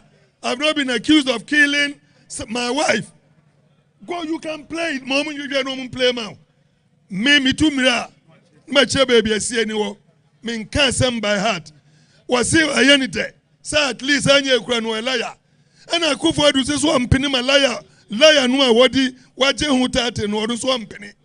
and Omuko sa and a Google decided say Akufo-Addo woni ba umia mumia anu nyina mu pelaya kin ba mu da mama mi hwe and the Google wura mu no mu say da bi ba umia ne intro no edi Akufo-Addo kan anu nti wo pa Google say who is the biggest liar not Ghana West Africa Yabeka jo say ba umia. Dr. Dwabo Ase mo share NDC for share na Google mo kasa number of times and Google apeke mo kan masa na adentina control no ma dia gu ya so number of times no Google picky and Google chere the reason why you're picky here or chere ntro na wadi ni nyina from time wa opposition from time wa omuko fa no so aye governor of the Bank of Ghana deputy governor so economic warning bibia ni iris wa economic risk na sidi na ya hata Akufo-Addo semikofa ba umia so me bua me sani ebeye economy no ebegina so was it adentina Ghana for your to cedi your to $1 4 cedis on tiasie pacho na me no your $2 say 17.2 afei eno mu say election ba no eno ma kwaji dollars so mu di ba begum one day $200 million and so anti etia kakra bi na start ko because baby also the 21 fan tour ayadai efito ajumanu ni mu awunim. Now how can you come and be comparing sabi impreduasa obi animonyam 40 say His Excellency John Dramani Mahama what did he compare ba umia akwamba so no dey compare na say yes our comparison baby a enye wo ba man so about 24-hour economy minim e bia version fufuro bi apart from the enim dada on this 24-hour economy na dey win say 24-hour economy sorogo me ya ambassador was wache 24-hour economy Ombopo Mega Sorogo official ambassador aya simple and straightforward and now about how better Madina mabunu bibre ho bu ni adwuma nye da bia sawuko adwuma anopa no nwotwe no wapon no odum da bia the same time na anya the same number na odi here first and foremost adienti ne yesi aye 24-hour economy sadino sawoya na ye ntwa unye and any problem with demand. For example, Yamfa Ghana Haya, Amu, Kosia, and Kuko, Milo. When you get me, they will buy fear, Abro, Massa, Yanina, Yanimsa, MPP 4, a Pasa Ghana, Omu control Ghana, so I'm the state capture na say you lose Sumpa, at a Padia Bukunawaha, some kind of first page Chawa, Ubonsa Sanko 4-way. And son or mube free fiabano, no more planning with dear no bedin or them. I would dear Mubedi Ghana no more planning or them. What the book na friend Japadia, Aya Bibia, say Ghana, woman him san change piano, Ghana for be you omo. Nans one son on Becono, I was a Ghana baby and a fapping biawo. I was so musom. Senabaya, so many power and power. Omokaze, light in Numo Nadum. Omokaze insurance stop one stop. Omokaze banking close one close. Anunti, Adomoko Churaja Padie. Meaning a work as a shiny cost to 24-hour economy. And you're simple and straightforward. Taking a few state institutions, passport office, first 1250 cities, and I call 100, and I call 150, and I open in Temwa, Utia, a bit 800, a bit 1,000. With all this, above 430 pay, no money na pong. Ubasa nkofo the last will be brave. Yes, a moon coffee, Namun Samra de Chia. Omu Komudu Omusikana, and Kababa Baba Buabaino, Omu the coffee, a big quan no mubo for Mumapium. Adichia, Fufra Becau. So why don't you make it in set, sir? Crofo the lime. Above 5, Yaponga Mokono, another set, ba. Omuba. Another 800 or 1,000 people would have become another work 1,000. Meboa. One more ponga no pass sex no. Now another group eba. So the same work, because the demand is there, you get 3 shifts of 8. 3, 1, 1, 3, 3. One work, 3 shifts, 3 different groups. And this is 1,000 now you get 3,000. So him say, Akufo-Addo Ebanu was the unemployment, graduate unemployment association. Okay.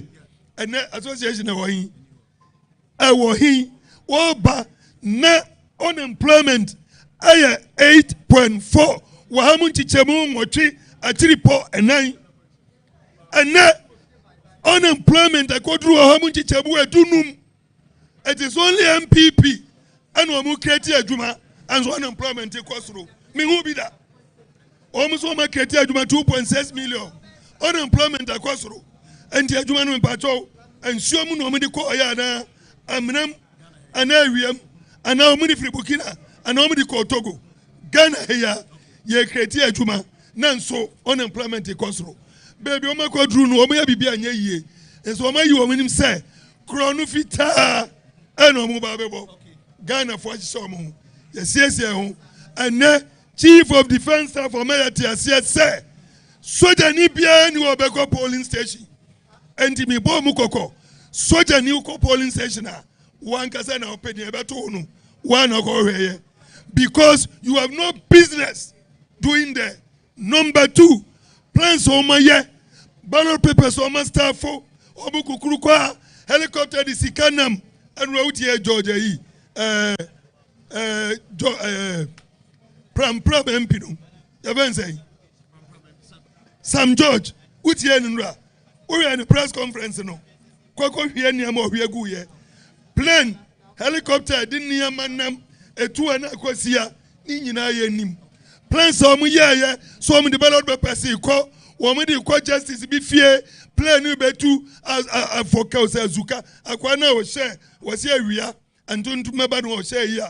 Odi kodi azuka womu nyina ni omu ye nyina ra yani bidiem igila ina NDC aka no enya sabe ni wo eso mbotom womu dinam entino problem bi ebesi bia do mbe ye bia no na womu aboto na ka kire se womu wa ha entinya de ometimi adwa letter commissioner ho bo akire also on the free and fair elections ntemu da ho elections are won at the polling station mon we no polling station e bibia tontwa na se enunti ni aka no enunti di aka se ma wo mu nkonko ye kana na e polling station ho polling station aka wo mu waki mu obi ntimi waki mu okwa akoto aba na wo akwa akofa aduane na wo di la okwa akoto aba o a wo contest bi na di aduane ni koma no e die ne waduane num ballot paper mu na se dey adan wo di manu no wa ha age no onye don goto ma o electoral commissioner said it.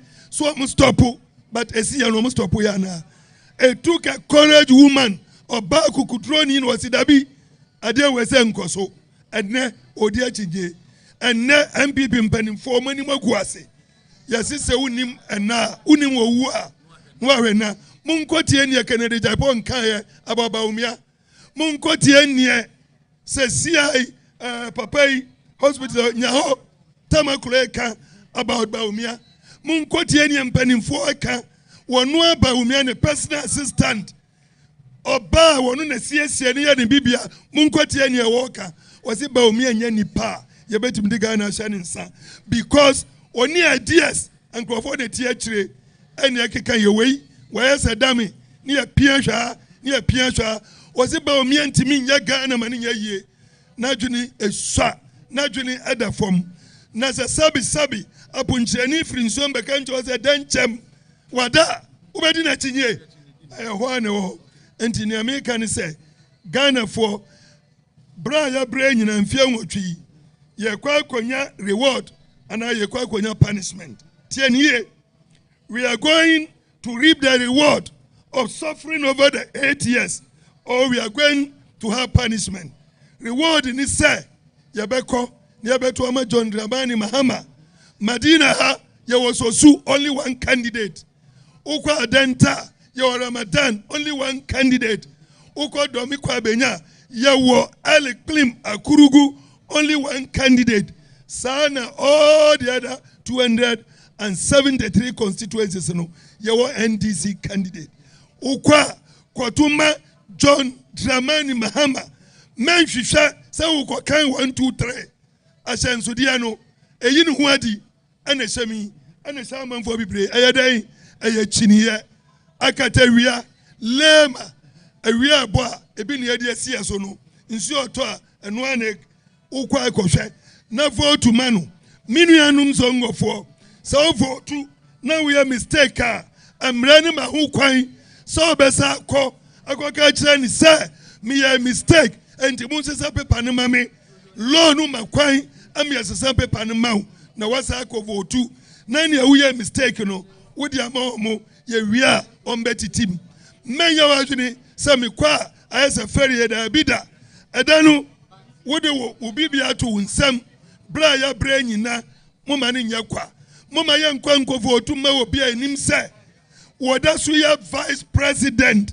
a wɔ no ɛna de ɔbrɛ yi aba na wɔbɛtumi ayi brɛ yi na wɔka sɛ daabi da montwɛn mode a monkɔ so mmerɛ bɛwomyɛ so monkɔ so mmerɛ na mmom momfa mo berɛ no ɛnkɔ votu ma me na sɛ me ba mabɛyi mo berɛ no afiri hɔ even though mɛtumi ayi ne sɛsɛ o ba meyi ne sɛsɛ a na sɛ me ba berɛ bɛ na mɛsɛ yi berɛ ni hɔ ɛnti mode a monkɔ so mmerɛ monkɔ so nihia monkɔ so nyare monkɔ so nguwu na sɛ nyame boa mo a moangu no monkɔ votu ma me na me ba mo a maka no mɛba bɛyi mmerɛ no afiri mo so ɛyɛ nipa ɛdi n'akyi ɛyɛ nipa ɛtrase no ɛyɛ simple and straightforward. It is written on the wall wɔn mo plan ne nyinaa ne sɛ korɔ no yɛnkɔ yɛbɛyɛ wei that time na pa ho last minute ɛne yɛkɔyɛ kwan ɛne yɛkyɛ sika ɛyɛ yɛnyɛ sika no ɔma wia no ɔmo de ba agye political money bi anu a yɛbɔdua akyew ɛnka wo nnɛ ɛnka wo kyena because yɛwɔ a wo sika no wawia no ɔsaa de brɛ wo ɛnti Ghanafoɔ ɛnnɛ ɛne yɛ last day yɛn nyinara berɛ a yɛbrɛ nyina akyi moma ne nyɛ kwa yɛn nkɔdaa sukuu ɔmo nam sɛ free SHS JDM ba ɔbɛtwam ɛyɛ ntorɔ free SHS nyɛ Akufo-Addo na ɛhyɛ aseɛ ɛyɛ constitution no a Akufo-Addo lɔyafoɔ so wɔn nkɔnkɔtwerɛ no a yɛn mmɔborɔwafoɔ wɔn si yɛyɛ butchers yɛyɛ obi a tailors traders labourers teachers ɛne ɛkɔkɔtwerɛ yɛ ɛne ɛde hyɛ mu sɛ after 10 years primary school ɛnyɛ free after that no secondary school ɛnyɛ progressively free nkakra ebi sɛ ɔsi esi adan ɔsi ɛnyɛ teacherfoɔ ɔsi ɛnyɛ books ɛnneɛma bebree ɛno ɛna JDM free aseɛ so ɔsisi school dan ofiri aseɛ ɛma nkwadaa baako 400,000 free day ɔmo ntua fees ɔmo ntua wei ɛnti ne mi nuanom pam no twa no ne nyinaa ne sɛ makyɛw no ɛda bɛn memene da by the time we ɛmu anadwo 10 no ne yɛ declare JDM the winner na yɛ declare Ghanafoɔ the winner na independence na yɛ pɛ no yɛn nsa aka ɛyɛ zu ɛyɛ za ɛyɛ zuu ɛyɛ za ɛmefa mia NDC aneko. Well, Amadou Bukari Sorogo for Medina for Sorogo. Kwame Ubesomo Hodi Amami Nafe Yatwaso Nene. Ensiye, Yabetwaso.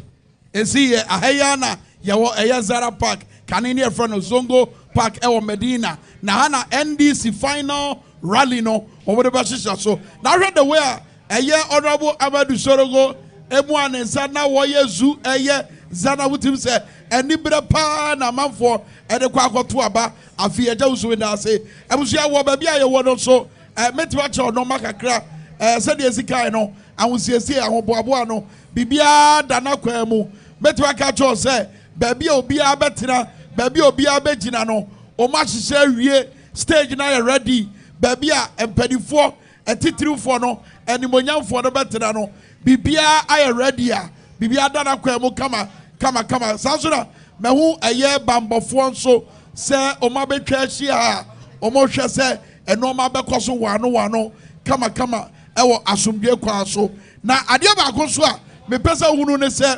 leading up to this particular day no eye BBC Africa Service BBC World Service BBC Africa Service omo yo madwen se omo ne Ghana emperifo ebedi nkomo ansana abato no akoso na manyoko mienu a Omachita for the also, MPP and the NDC. At the BBC Africa 4 years, woman Omofranka 2 for no, Ebekasa. In the case of NDC, His Excellency John Dramani Mahama, and I feel so in the case of MPP, Dr. Mahamadou Bawumia, were the Vice President of the Republic of Ghana. And also BBC 4, Facebook, and omo social media meka BBC Africa uko omo social media womo de ato wo se omo nya mampanyi John Mahama ene ni di nkomo kama a yebebo bi kra e de ache mo eje bia omo ni di nkomo bisa no ensem ahodo a eda Ghana fo akoma so ene omo tirim ema His Excellency John Mahama e de hu mo aye mo kama baidu ba omia kwa so de ba omia ya na adwen se wonu omo ni nkomo Baumia se wonu omo eni nkomo baumia kro ya na wo prese o pese woni His Excellency John Mahama eye debate no ena de BBC fo ya na omo fa nche omo no nya madam fo ne atade a che oye mefe enye sanse ntwa nwuma ne bi edo mo ye ensem ekoso wo mem no eno ano megina so ade abisa onsem baumia hunu se sa na beba no ena oye se no BBC fo de America kaya me ye kwa ye elections no minimum enya eni nkomo but you see enya BBC for no ye omo and me guess what ya no me ye sure so no me be ya adwen enya BBC for e no ye omo eye Ghana for e na wo si e kwan se ye benya muaye e won nsem ahodo a ye bisa for the past 7 to 8 years e Ghana for e no wo si e kwan e Ghana for no wo si e kwan am ye hunu ni tirim po for sabre ya ye kwa to aba it is asem we no magana form fan trawa baumia no oppress o pese woni Mahama eye debate no ena de wadwane debate but John Mahama any BBC for edi nkomo yentie de President John Mahama e ka che BBC for e bra no mototo na no. You accept the results of the December elections regardless of the outcome? If on the election day there's widespread ballot snatching and beating of people and the military moving and intimidate people and shoot people and thugs are all over the place rampaging, you want me to accept that result? It will depend on the transparency and fairness of the process. Now, you've been campaigning on the promise of implementing a 24-hour economy. Can you explain to us what that means? It's simple. I mean, if you incentivize businesses to run longer than 8 hours, they can't run with the same number of people. They'll have to employ some more people. The demand is there. We have the African Continental Free Trade Area. We have the ETLS, ECOWAS Trade Liberalization Scheme. How much will it cost your government to implement a 24-hour economy? You can't put a cost on it immediately. 24-hour economy is not an event. It's a process. And so even while we're stabilizing the macroeconomic environment and bringing inflation down, bringing interest rates down, we'll be implementing the 24-hour economy. You're thinking about it as if we'll wake up overnight as soon as I'm sworn in a 24-hour economy. Will you be able to do that in 4 years? We will start, at least. So your 24-hour economy then is a gamble? It's not a gamble. Why would it be a gamble? 24-hour economy is not a new concept. It's been implemented in Sydney. It's been implemented in UK. It's been implemented bigger economies. in Singapore. You can't compare Sydney, but Singapore, they started somewhere. Ghana. They started somewhere. You have 4 years. Will you be able to implement that? 4 years, is that the end of Ghana? So after 4 years, that's it. A new government comes in and says we don't want 24-hour economy. It's possible? Well, that's Ghana's loss. Ghana is among the few African countries to pass draconian anti-LGBT legislation widely condemned by human rights groups. Will you sign it into law if it is brought before you? It's not an anti-LGBT, it is a family values bill. It was approved unanimously by our parliament. You see, it's against our culture, African culture. It's against our religious faith, Muslim and Christian and all that. But I think that we must look at the bill, and the president must indicate what he finds wrong with that bill and send the bill back to Parliament. Or alternatively, he must send it to the Council of State and get the Council of State's advice. Is that what you would have done? That's what I would have done. And will you ever sign an anti-LGBT bill? It depends on what is in the bill. Corruption is a very big problem in Ghana. You partly lost the 2016 elections due to the perception of corruption. Now, several allegations of corruption have been leveled against this government, including mismanagement of public funds, theft, and asset stripping. Are there any specific cases that you will be investigating if you win this election?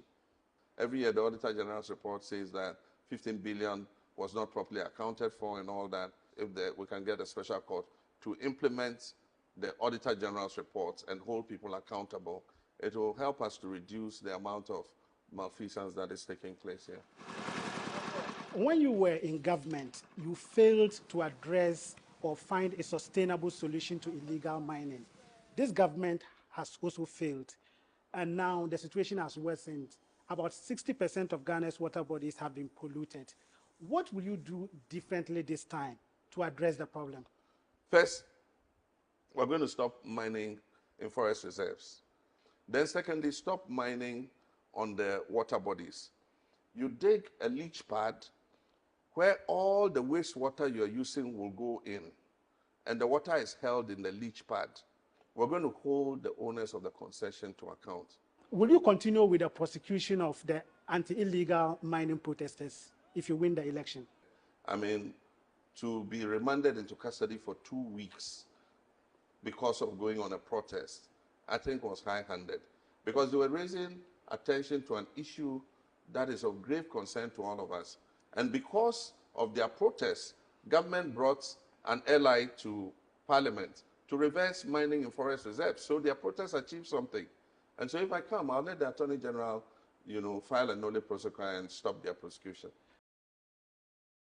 For nyina ayo madwen se won samra no beso o my Ghana mu no yi o my Ghana every eye amna donko yi mu a NPP amanyoku no e de ye atum eneda final rally obeka na asema etwa to e de akere Ghana for wo simpie so eneda wo ba bia ye wei eye Medina Kanani efre no Zongo Park no sa ahai and obe make sa statement no but the interview on the BBC for eye ani abo e de acho no Dr. Mahmoud Baumia de also nyane BBC for any nkomo Ghana sentwefo ahodo a abona prum no dodo na enya akwanya eni ni nkomo but your mama metiwa cho the number of media houses are wadu omadi nkomo was sabre ya ye krado say ye kwa akoto aba wenyina so betimi inform obi decision on wine na want to na ba emano but yemra ye sisi mu na ye ni nkomo ejai kodwo banse tizera mekan no why emperifoni bi oka Ghana decision point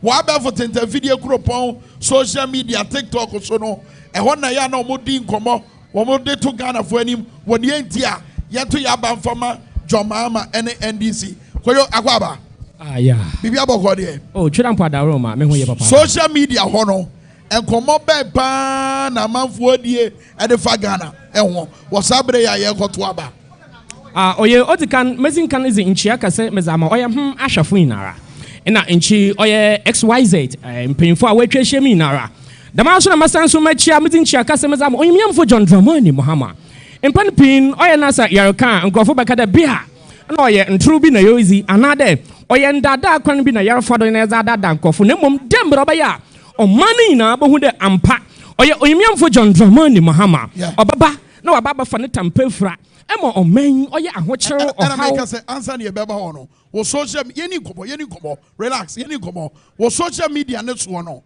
e de komo pa na manfo edie e de fa ye man yi ho a wo susue mu no e beba ba nyina so bra ye koto abai me da say tede na American obaba mo man abafa ntampefra na ema na zintin America dam emde me nua benyin obisam de na social media ye ko abafa ntintan kasidra Ebanazir pan no two Ebanazir rutuntin Ebanazir onam do man crofo reserve bo crofo kasa say yarhwa oye how and all kodo wo man mu papa you ka say oye mbabu ni na no yada ne kwakrafo na mberewafo wono so wada ne mbanyinfo menyin ka say mbanyinfo ada ne mberewafo Ebanazir nte say nyipa bia botum asoro na wakọ ba oye sika na sisi yarhwa oman mu anzama orokodo wo oman mu sisi oman yenyenye hu atwapa nkankanka ne mbabun oye sika osana ye ndai ye nkọ na ye banina ogine sika do enti nzama orokodo wa ba fontentan kasido amacha TikTok YouTube na onyiza okeka hu sisi amanyo ka sei abaye tiri honam ama oman kasepa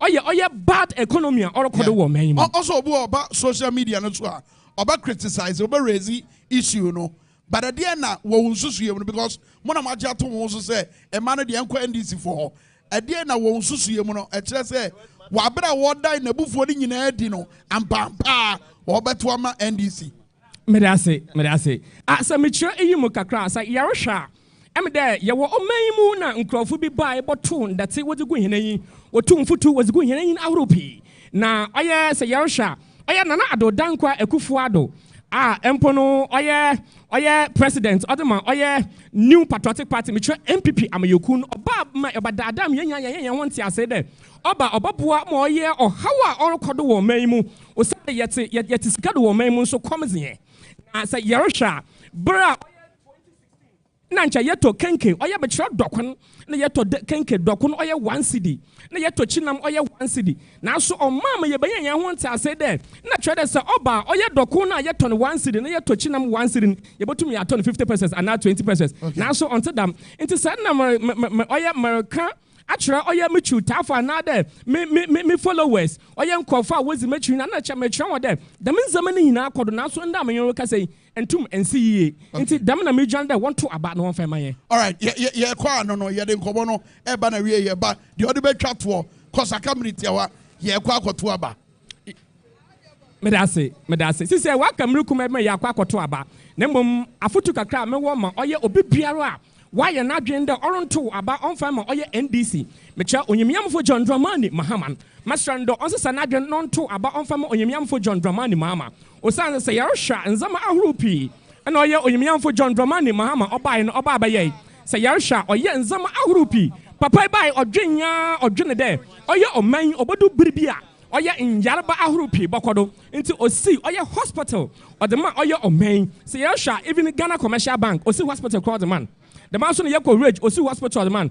Yasha oye nzama ahurupia oye ya ehunda ampa papa or watsema na ne bring na adu hu there. Obaboa mo money afantam pefra.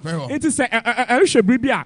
Oye sisi aya menyo ka say nkofo pi ka de na oye oyemiamfo John Dramani Mahama oba bring na oye ojan platform da za okan de oye nkokon nketen na okan won ho asem.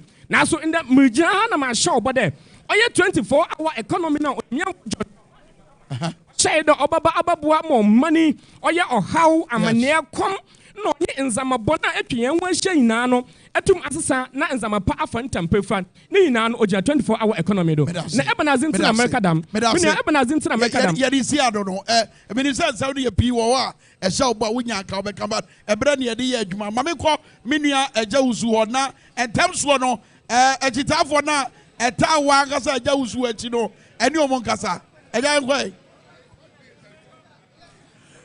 Kwame me da se masomo ha na said ye agya dwuma de ne bra se ehase no epempen so ano sabre wetim sampa amanfo a oye NDC amanyoko no emama pa wai wadwen so obeba no wahye ase trupin Kwame numbers na esro na ekɔ me kasa sese de amanfo ahoboa no wahekeka no e wo soro ene na before yene omanfo aba no ebi bedi nkomo baabi obi abeto na ba akodi enti a wo gina so ato na ba de akɔ hɔ a NDC flags na na edi ahim ha na mo electoral commission se kwa nyame adoma Saturday no anopa no nkono ekosi anwumre no nkono no ne centrofo beni nkomo obebrief yesa ade ekoso bia nti no anopa 9am ade a electoral commission one centrofo bekasa na Ghana de ekoso no waka kire abato ne sabo awia no nondumienu a 12 p.m. obesa ne centrofo asia di nkomo 3 p.m. the same thing 6 and 9 we akwanya soronko a obenya na one centrofo di nkitahudie no ano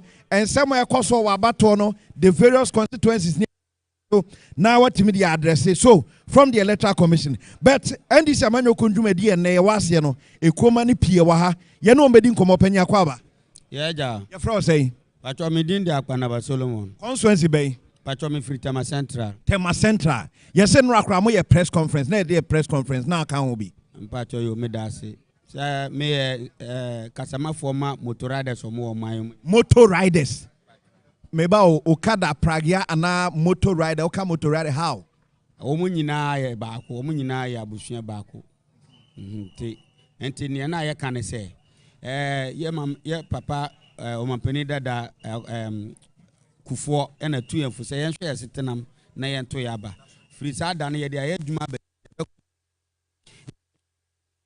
na me 20 omo sa we ni election ɛna ɛka kyerɛ ɔmo sɛ ɔmo pɛ sɛ 2024 ɔmo win election no totoro a ɔmo ma mmara ne sesa mmara ne gye adwuma no ntum ɔmo amfie ba ɔmo asi wɔ de data na ɛyɛ adwuma ɛnɛ yɛ ahu sɛ ɔni yɛ data ɔsi ɔyɛ solution oriented ɔno ɔpɛ leaders a ɔpɛ solution ma ne solution is a riders na mu use okada no wɔde car kama ɛba ɔso wɔde car ɔkyɛ nto ɔgye moto na wo park moto ni ama car why mo nsa nka na o ya mama akɔka sɛ ɔyɛ 419 ɛsɛ me nam ka na wo ahu car no menye rider una ye rider wɔbɛfrɛ mo samia okubɛkye mu nyinaa de mo kɔe ɛne mo kɔdi nkɔmɔ ɛma Dr. Bawumia ahwɛ mo wo bɛ park moto no ne ama car saa ne yɛte yɛ car no wɔ nti o pa che se ye yakọ pakika na hye dem nti na temamfo hu ka no ana wa hu bi o maye nti 2021 be si ne no ne solution a ode be ma motofo e de wo he obia nim se o maye mu problem e wo e fa motofo no ho se ye ntreni omo na ya ma omo license one who doctor yan training no na man license da one who teacher near one ko training college no ko teacher license say or the be kira de da nti e ka kira o say license no ya za ye ya tu kwan kwa man baby ahu say e say o man nipa ne training one man certificate police ni rider man be say license o be say menua usua mototwi wo han also riding training school e wo Madina no o na misua me krata nie no ahwe certificate no nipa na o certify say ampa me ma kire abranti ai mototwi bosome ba ko anase bosome nsia o na wo de bekọ akwaje wo license na ofiti e wa ma license na amanfo e de ye de enye e na NDC fo se o mo be ya amaye enti o mo de ahye o mo manifesto mu se o mo ba o mo be ye un say 2016 to 2020 near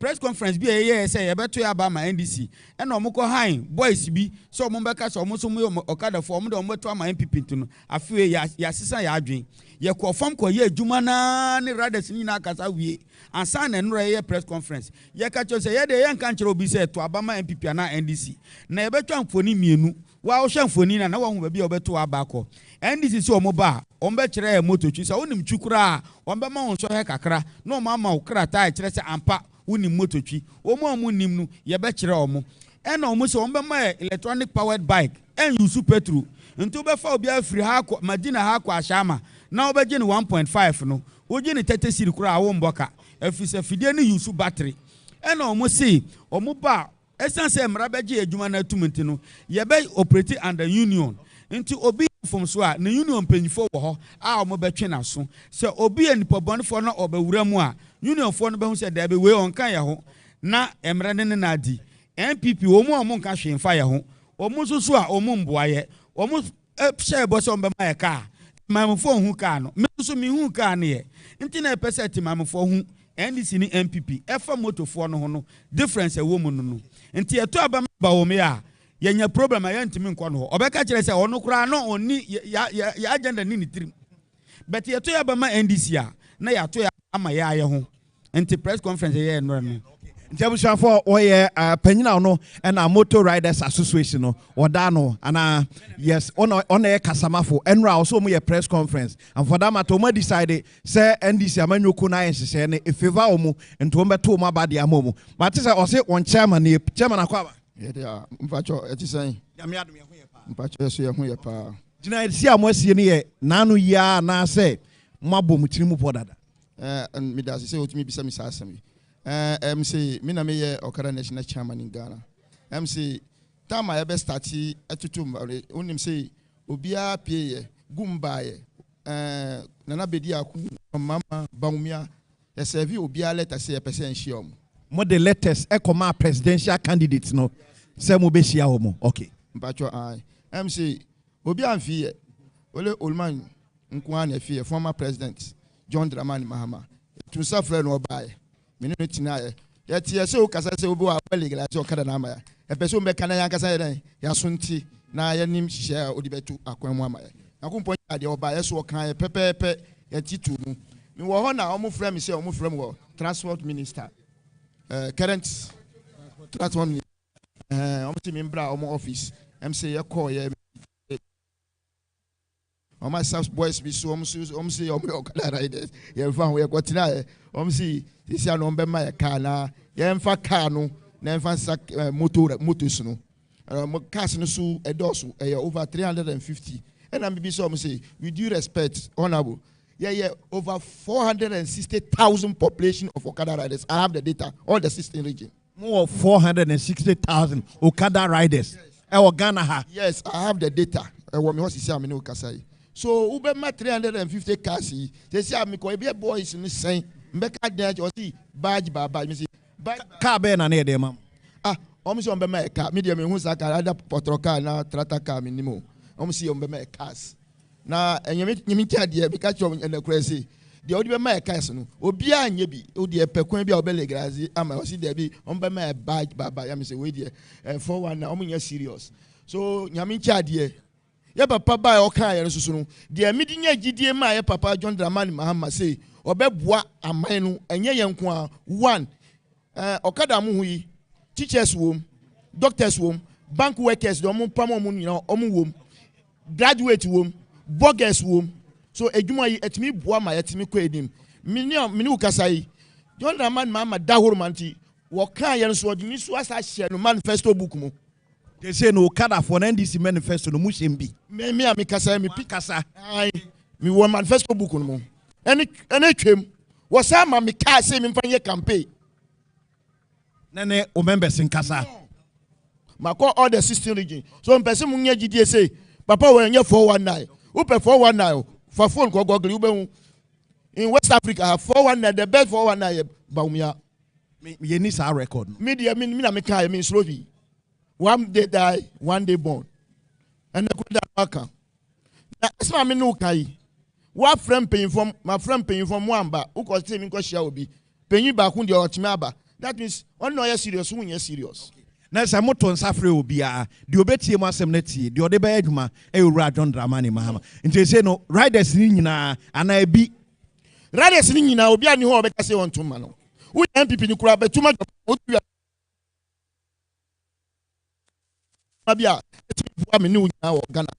The Okada riders or national president and as a chairman any Nedin Komoka cried that's all party so party money be bring now high and no with penny Yamakwaba.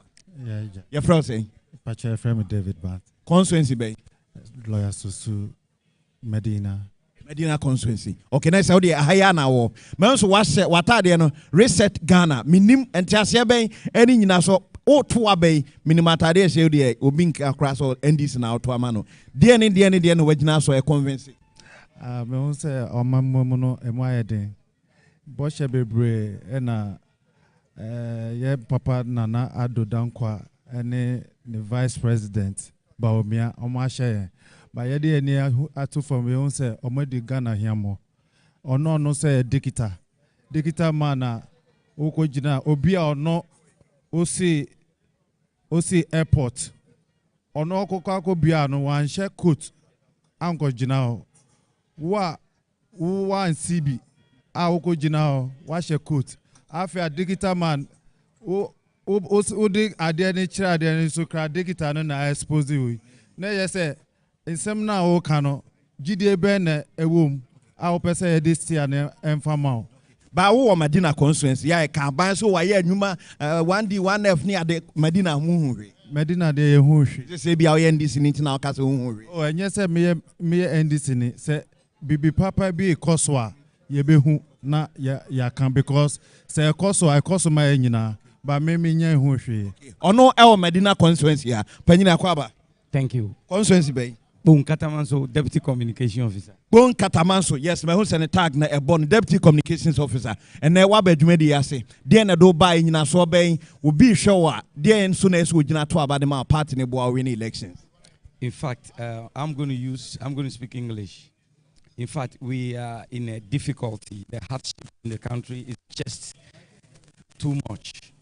No one will sit at home under this condition. In fact, Mahama has proven within the time that he has been the president that he's on top of issues. He has proven to Ghanaians that he can stand the challenge at any time when it comes to nation building. For that matter, we've sacrificed our time, energy to be here to ensure that we have a successful rally going into the elections. Pon Kataman so minim unuanma went me maybe for even the rally. So we'll share you a TV so a year then I'll catch you and sana December 7 Makotwaba. In fact, Pon Katamanso has been a constituency that we've been winning elections throughout. In fact, the MPP is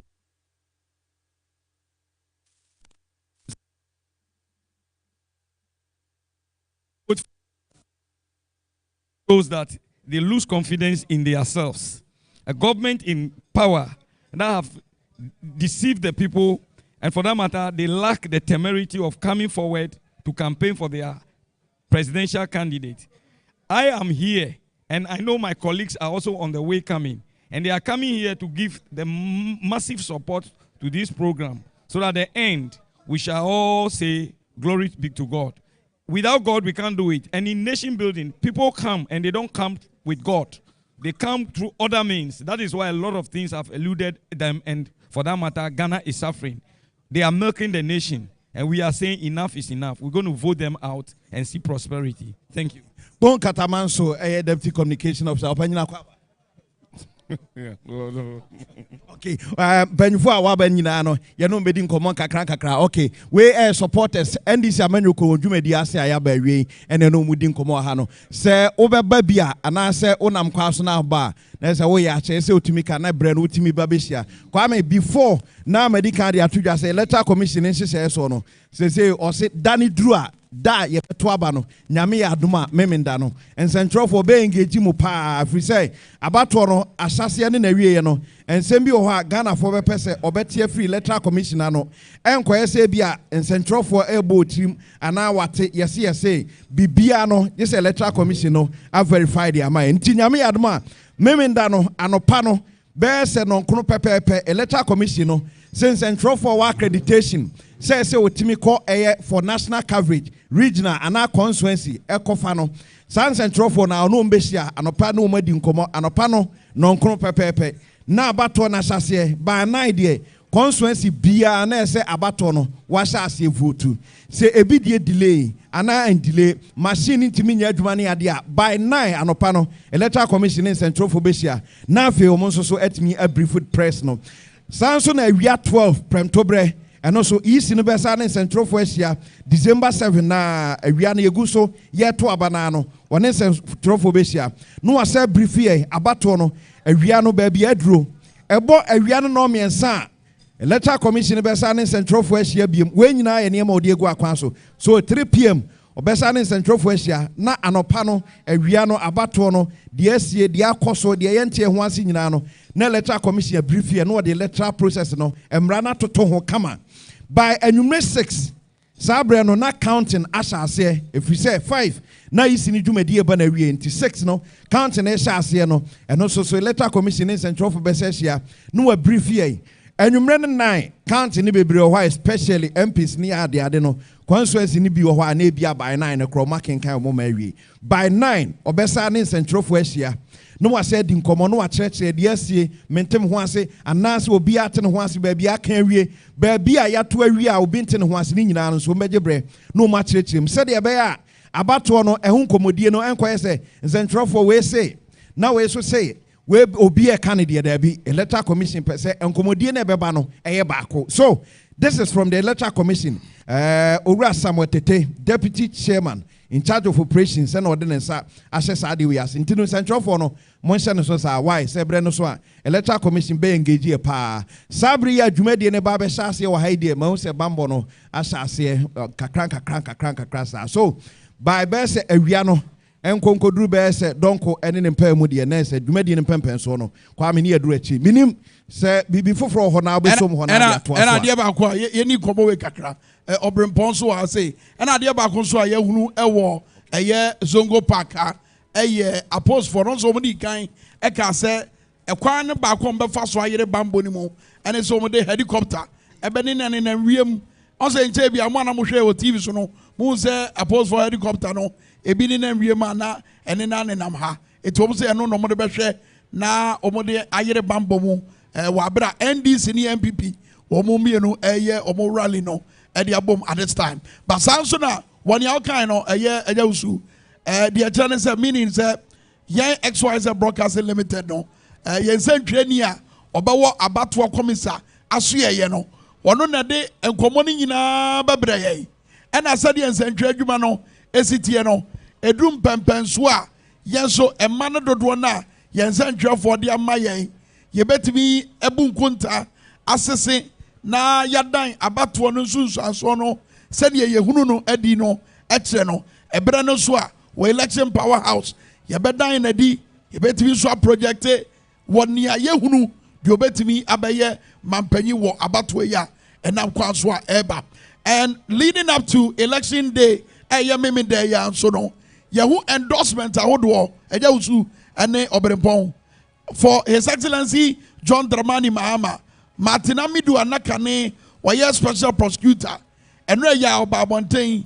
ɛbɛka sɛ wɔhwɛ patatakra mu a ɔmampanyi a ɔbɛtumi ahwɛ ama akontabu aba titiri wɔ bɔne dodoɔ yi a Akufo-Addo aban yi ayɛ yi ɛyɛ mampanyi John Dramani Mahama ɛna afei sɛ ɔberempɔn no mebɛyɛ adwene sɛ yɛhu sɛ suapɔn akyerɛkyerɛfoɔ nso aba abɔnten ɛde ɔma ahoɔden abɛtae His Excellency John Dramani Mahama ɛkyi wei na ɛma amanfoɔ kyerɛ sɛ mframa no ɛbɔ no adane ɛde hwɛ NDC aso yɛyɛ Kwame ɛnsesan a ɛkɔ soɔ sesia no nwanwa nnura yi a parties ahodoɔ no bebree a wɔn anya akwanya wɔn nka wɔn de wɔn nkrataa akɔ so nka wɔn nso wɔn pɛ akwanya na nka wɔn agyina ɛwɔ ɛyɛ afi abatɔ yɛ kɔ akɔtuma wɔn anya no bebree naa de wɔn support no ata His Excellency John Dramani Mahama ɛne NDC amanyɔkuo n'akyi eti na wohwɛ sɛdeɛ nneɛma si fa akorɔ sɛdeɛ odi kankan no Martin Amidu oyɛ obi a na ne nsɛm kan yɛ kora no nyadeɛ na ɛhyɛ da kɔma His Excellency John Dramani Mahama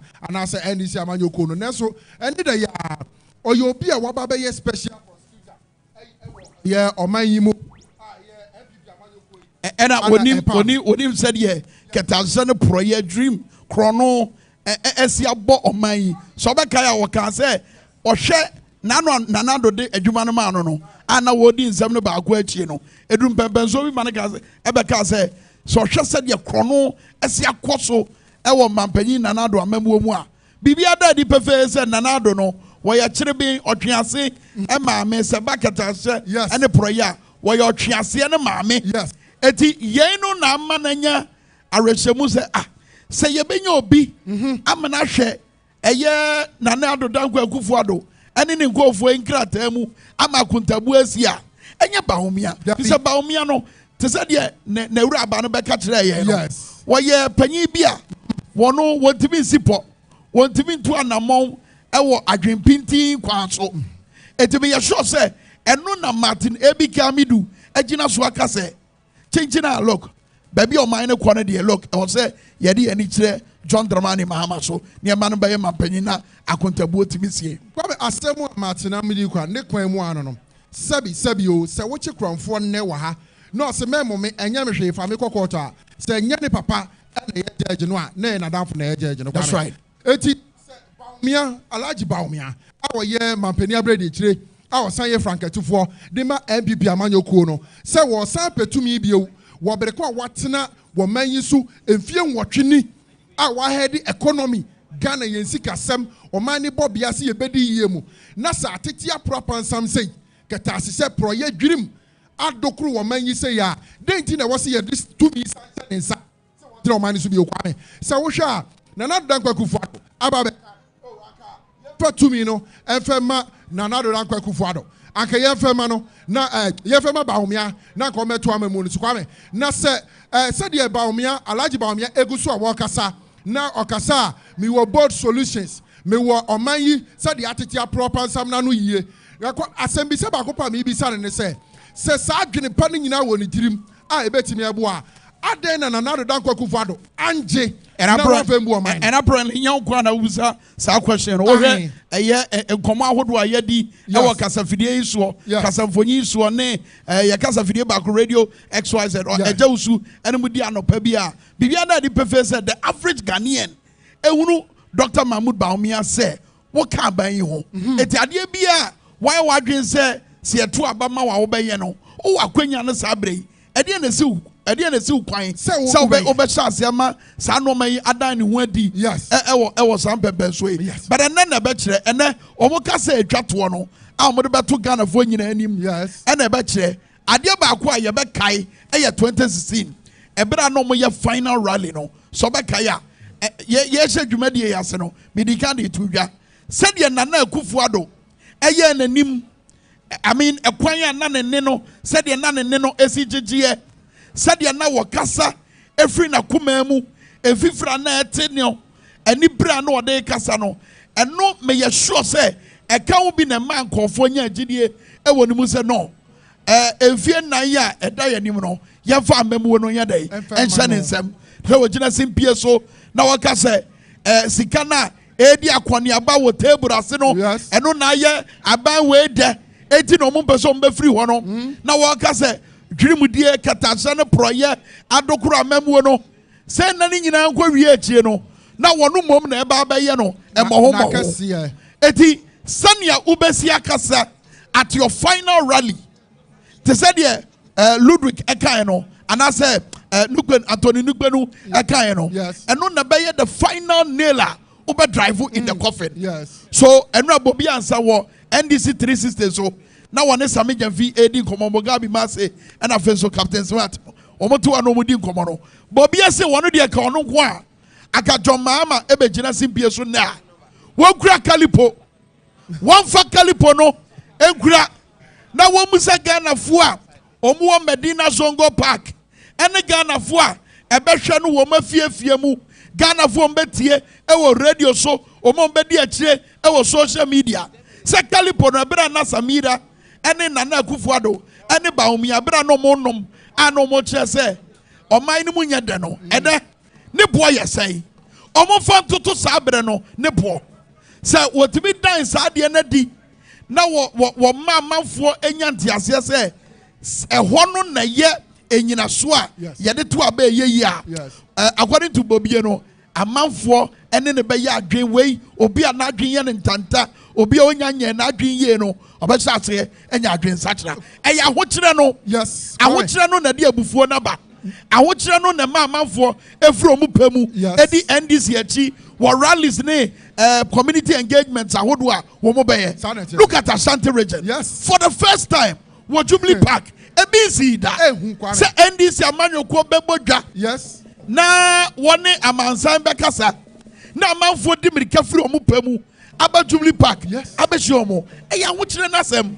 Kwame obi biara ho yira no na nsɛm bebree a Ghanafoɔ no bi kura ka ne sɛ yade a ɛyɛ yɛwura Alhaji Bawumia sɛ yade a ɔyɛ obi a nka ɔbɛhu Ghanafoɔ mmɔmmɔ na nka ɔbɛdi no kora kyerɛ yɛn a anka afie yi ɛni sɛ nka ɔnya saa kukuduo no kora mpo sɛ ɔbɛgyina hɔ sɛ ɔpɛ president adi deɛ Bawumia yɛ sɛsi a na wɔse wɔsan pɛtumi bio no Ghanafoɔ bebree hu ne sɛ ɛyɛ atɛm nie ana ɔpɛ sɛ ɔsan di wɔn. That's right. Yɛahwɛ mo party anim ɛde amamu ahyɛ mo nsa mfie nwɔtwe ni biribi biara 8 years ago mo ka kyerɛ ɔman Ghana sɛ ɛde ahokyerɛ ba ɛde ohia ba ɛde ehunahuna ba ɛde nneɛma a ɛnya botɛyɛm asi ɔman Ghana ha no mo ba bɛyɛ saa deɛ no 700 times ɛwɔ ɛyɛ 8 years amamu ɛde ama wi eti sɛ nka wobu Ghanafoɔ ana nka Ghanafoɔ a ɛkɔ sa light to abama o party sɛ nka wowɔ ɛyi abadayɛ ɛde ma ɔmo a anka nisa Alhaji Bawumia wɔgyina mpo sɛ ɔbɛkɔ president bio anka ne papa Nana Akufo-Addo ɛmbere so a wɔrekɔ yi a na anka Bawumia di n'akyi na nka ɔmo nyina kɔ fie na nka ɔmo nkɔ tena ase na bi anka sɛ yɛpɛ bi wɔ hɔ bie a wɔn wɔ Kwame nka wɔn asade aba ɛna afei so ɔmo wɔ MPP mu ɛna ɔbɛyɛ adwene for one thing sɛ ɛbere so sɛ yɛbɛgye yɛ party no ɛde afiri nkɔfokuo yi a ɔmo ayɛ ɔmo adwene sɛ yɛ party no bɛba abɛda ne adeɛ bi a Ghanafoɔ nyinaa bɛtwetwe ɛnɛ Ghanafoɔ ɛtwetwe aban na ɛnyɛ aban no kwan na ɔmo twetwe ɛyɛ MPP amanyɔkuo no ɛna ɔmo twetwe yɛ ebi bɛka sɛ look yɛ MPP na yɛ nim no ɛnyɛ sɛ nɛteɛ ɛnɛ hwɛ deɛ ayɛ so ne nyinaa bɛ play out wɔ saa bere yi a yɛn nyinaa yɛ krado a yɛkɔ akɔ ɛto aba no na ɔba ɛyɛ Medina Zongo Park yi a ɛsɛdwerɛfoɔ dodoɔ na ɛna mani atwa wɔn so mani atwa yɛn nyinaa yɛn nua panyin Eric Ahianyo Deputy CEO in charge of operations. Also, about pro bono Eric Brabeka, about pro bono Abrompon be so kakra na Erica be kan ho. Eba abroboni ma Erica Hianyo. His Excellency John Dramani Mahama. Baby obeko bia no. Woni amanfo di nkomo. Ansa na yetie His Excellency John Dramani Mahama. Nanum asem. We di Eric me mo akwaba. Ayo fie but bishia wache enkomo de be di later. Abroboni mu nsem no. Ene the way a mekai eye secondi. Said ye na a man that can wait here. Ne do baby who be sacrificing cry. Omuma wanu nsi.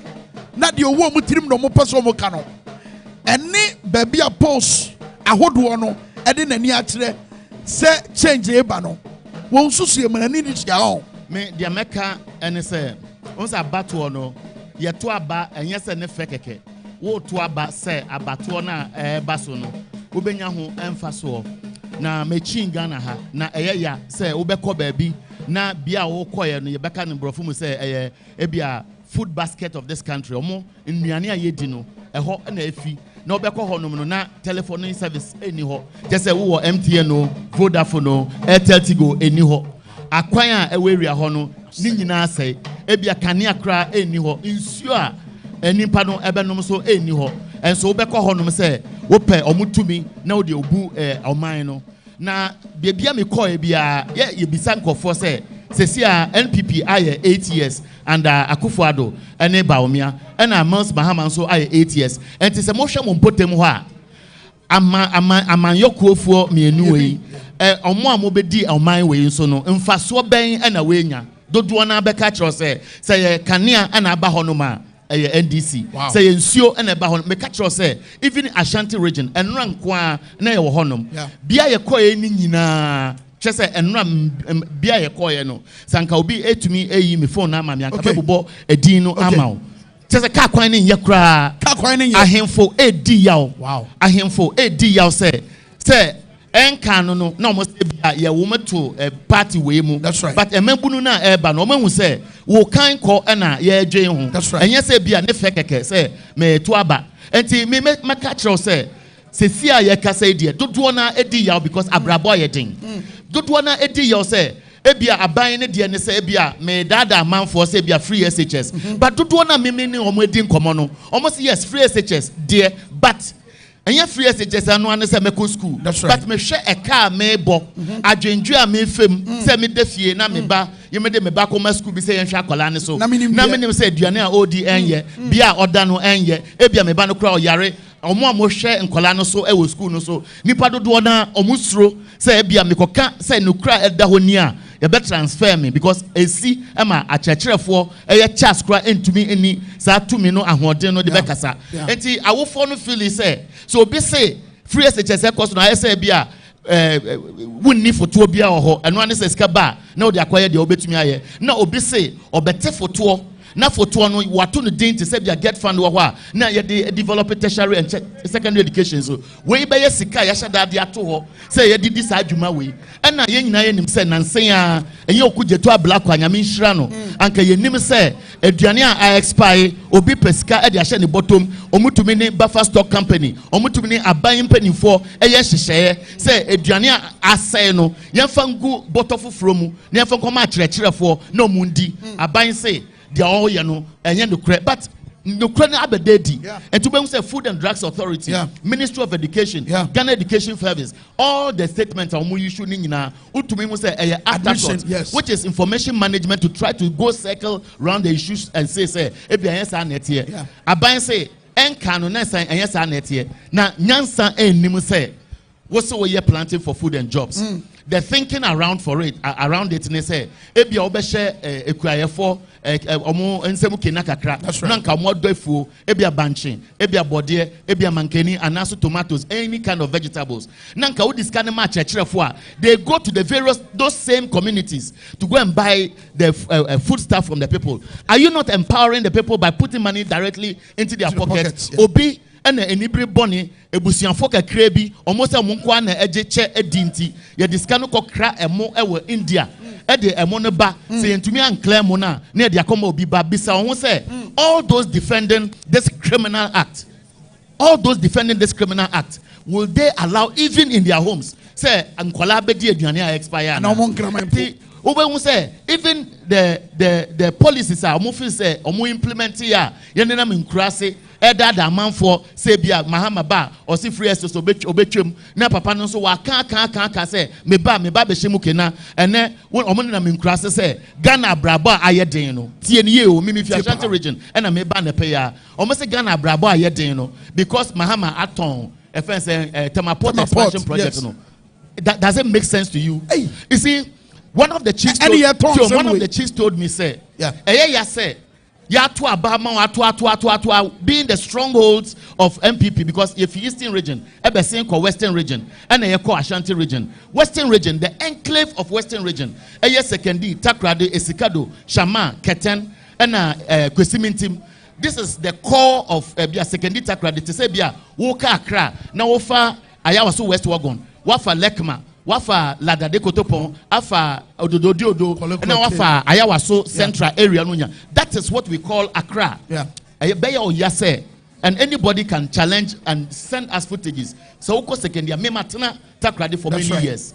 So Oko Sekendi, now Oko share Senya. Mpuntu Juma nim ansa na mefi sekendi 2007 2008 from Efiekuma wo nantia fa Kojokrom abesia Kotakrade so wo hwe kwan ne enna and from sekendi wo the fa Fijai area hodom na kohwe senia eti na ebeye oya na yekosi start we si wonom enti me dia me ka kire wo say Ghana for ehu say abato no eye Mpuntu Juma abato no eye wobeko wanim abato no ye dia oyi a edis kabesha obotom enti enye enka no na wobetena honom acheche adwen bia dada nkofo amanfo ehu say ye di omo attempt. So after 8 years of depriving the people of what they need, when you go around to tell them lies with the view of getting their votes, the people will tell you that enough is enough. Next is the projects I would do one more commission last minute to Grano.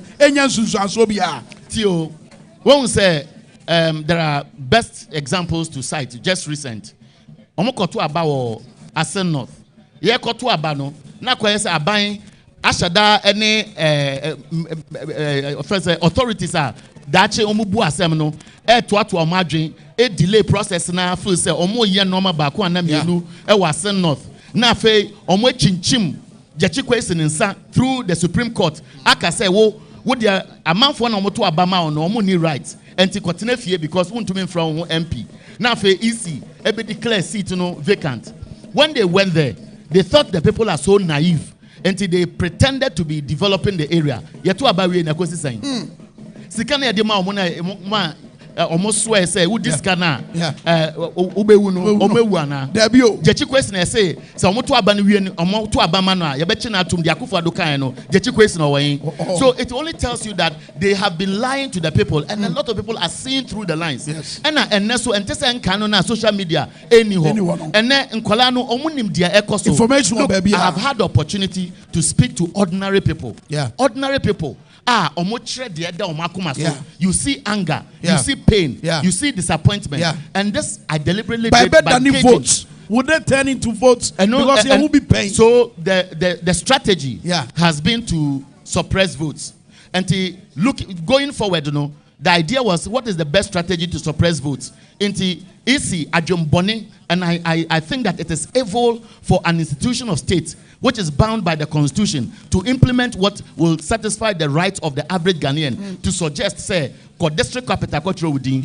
Look, say we call baby pa now share baby district capital no wo now share bia amount for tete e kwan ne ye car eni ho motor cry befa man for their nante no ebi ni ho abobo ya na ho so onko. So that was some of the strategies they employed. But I believe that looking at how people are reacting, say upe say we chinchi my man for say crampoa dia mejide say amanyo for omo wo NDC and omo tu no mejide say look, no matter what they do, as it's being exposed and then ochina nkwa yekwakwato abade piepie no mejide say no kra ebededi me da say Erica yanyo post ni pani bi say men kan jo say asama ka fa kwan ahodo no more fire to you. ɛkyɛ mɛbɔ ne din akyerɛ ɔsɛ wogya n'ano ɔhye paa mekɔ yɛn sister station wezo akɔ di dwuma bi so wɔkatwi wɔ wɔka borɔfo kakra ba metwi ne ayɛ deɛ ɛmu da hɔ paa fufuo na wodi yɛ no aboa paa mekora manya fufuo nti thank you very much bɛda sɛ abusuafoɔ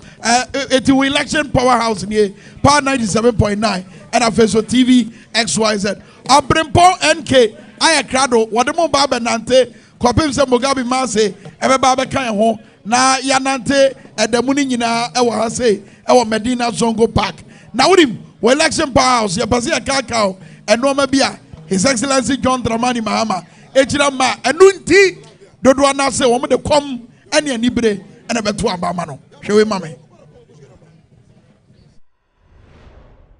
Ladies and gentlemen, presenting the Nation Builder. John Mahama waya waya waya waya waya waya waya waya waya waya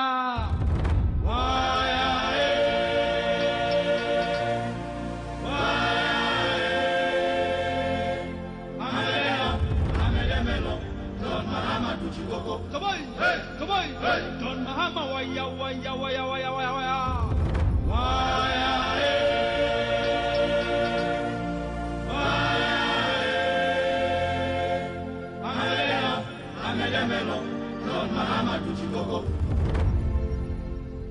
A nation builder is one with vision, a planner, and a master tactician.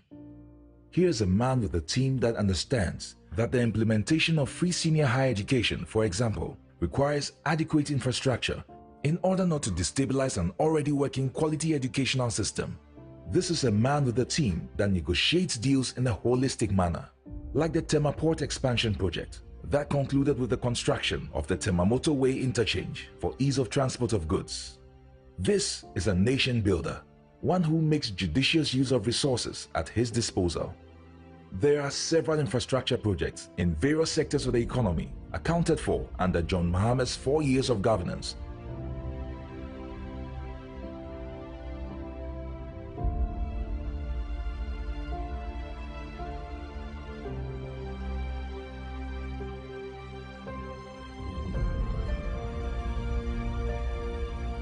This nation builder is trustworthy, one who is faithful to his promise. John Mahama promised to end Dumso, and truly, he did, leaving the nation with excess megawatts of power at the end of his first term in office. This nation builder is a unifier. John Mahama's leadership transcends ethnicity, family, and friends, one whose message resonates with the upper class right through to the grassroots of our society. Same can be said about his communication prowess. It's unrivaled. This year's elections will be about track record. Second is trust. The writings are clear on the wall. The records never lie. Fellow Ghanaians, the choice is ours to make. Fellow Ghanaians, presenting John Dramani Mahama.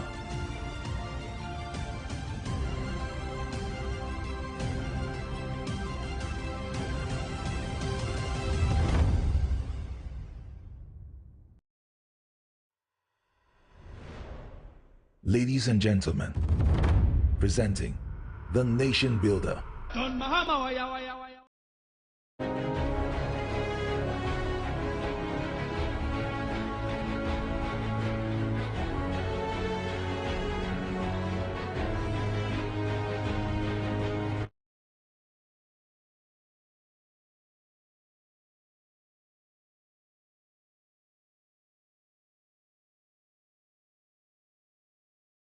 ɛwɔ Medina Zurak Park ɛhɔ ana yɛ His Excellency John Dramani Mahama ɛne NDC amanyɔkuo na nnɛ final rally no ɛba so wɔ ha enipa asaseɛ epu ɛba ha no mu a wɔn ba dwumadie n'ase no ɛnyɛ asɛm koraa asɛm ketewa koraa eti yɛnya panin kɛseɛ bi ɛwɔ yɛn nkyɛn wɔ fidua yi mu yɛne ne nkakasa Mr. Anthony Lukpenu ɔyɛ Greater Accra Regional Organizer de ma NDC amanyɔkuo no Field Marshal papapa Chief memo akwaba. Bibi aboko there. Oh, body adum. Anope wie enkomo ben ana apiem ewo ebra ye wo Zurak Park ye twa essentially John Dramani Mahama na final rally no ye de ahyehyɛ so.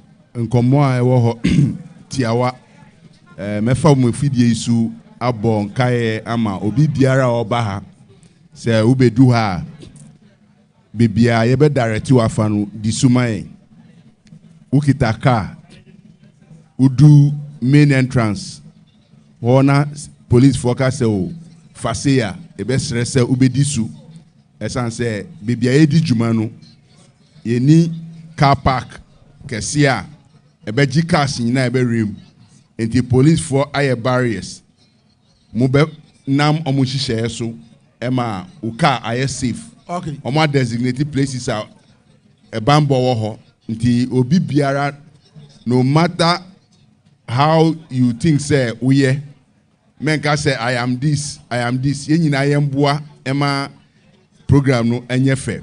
Mo bia enko crash with the police at the security checkpoints to show say I am this executive, I am this, I am that.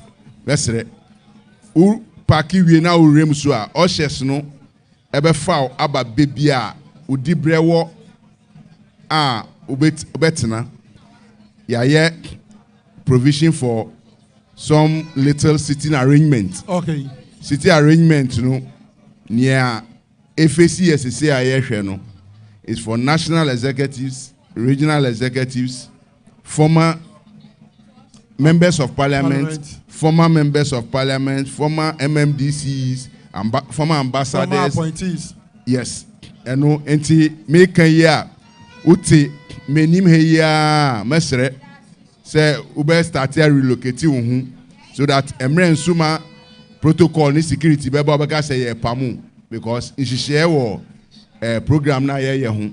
Then on the other side no udu hon mo be hu general public no wa be bantem no usubenya akonya wo ho. Yes. One bantem na ba later and the park ni so nyina obetimi agina ba bia. Okay. Enti mesre say wo ba outie power anope ya nkae bo a ye didi djuma no a mesre mo bia nya ti say mesumbu sin obi ye nyina ye benam nhihye a planning committee no di ato akom na ye nya program ni fefefe na asumdwembra. Okay. Okay. Eti Mr. Anthony Lupeno, Greater Accra Regional Organizer, Dema NDC Amanyoko, Field Marshal, Anna Wotene, Sir Okasano, and then SYZ Broadcasting, Power 97.9, TV SYZ, Radio SYZ, Yenina Yejinaha, online platforms, Nina so. Yajeso aye ba wafiem ba bibia wajebre na sabre ugusua wo hwe Field Marshal and so many bi wo abetimi dia ka ho na fe in some wo hon say ti say the way I can earlier no we in hihye a ye di Ghana fo ase na ye di akayo mu say emre no eye Saturday hihye ewo emre no Saturday hu ye ni omo di san komo no ebenya mpanyifo so a ombe ka ho assemblium. So the whole program is built to start exactly 1 o'clock. Ebenya performances. Then we will be taking optional speeches from various groups like the Okada Association will take opportunity to make a statement. Ebenya represented from the market women, drivers, truck pushers, coconut sellers, all of them will form part of the part one. There you have some encouragement from executives, some constituency executives. We be coswa to somewhere 2 o'clock. Then part two will come in, and I know there are some musicians and celebrities that will also come do some endorsement and activities. Then selected MPs will also follow to give. Then the part 3 will start with the arrival of the leader of the party, His Excellency John Dramani Mahama. Arrival of the flag bearer. As we speak, or finish up with 3 constituencies or Ashanti region. And he expected by 3 they will arrive. They will take the party from there, and the party will only take messages from General Secretary, the leadership of Parliament, former minority leader, General Secretary, National Chairman, running mate, and then the flag bearer will be climaxing. Say yedi emrani sudia my nonum die. Ye hwe nim say ye be fear. Again, say who driving from the N1 from Botiano, Weja, all those routes, Kasua, Eba. Yes. Media Messer say Udu Achimota for Achimota Forest. Nebe Pie Westland, Nebe Pie Hachu. Na Waba. To avoid inconvenience of the Legon intersection. Now, Omo Amusomu free from Tema. Afienya. That route, yes. The Eastern Corridor, Amubano. Yes. Se mudu motorway no so amutimi fa New Botema Road no. Straight Edumba Reach Junction. Straight Edumba Reach Junction. Okay. Now mwetimi aba. Okay. So that we can avoid their unnecessary tension that they are likely to create. Ewo Kongulu Junction so. Okay. Enti omo amube fi Labadi Odododiomu Musu Mudu Shiashia. You can take on your right through Emmanuel Eye Clinic. UPSC. Let's go by this route, and I think it will give all of us a convenient arrival and a convenient exercise. Okay, Field Marshal, you buy any police helicopters. I need them who say be tuna a cornerba. Dear now, you say Cynthia, sorry, Omanamasa. Oh, Nina and she share for Bambo. Okay. Ghana, you know, we have the land operators, the air operators, and the sea operators. Okay. This is a national event, and the two leading political parties, national rally in the capital. Okay. So, as part of enhancing security, you know, is to make sure there is the airspace is also taken care of. Okay. The land space will be taken care of. So, Mobia Ensro, a part of security arrangement, the National Security Task Force are here with the political parties.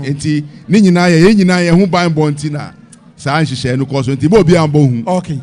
Okay, Field Marshal, you better say. Information, yeah, or the abre, a for near phone in our Sabri. You go so Ejinum, our year Zurak Park, Madina Zongo Jasi Zurak Park, or it's Field Marshal Dase.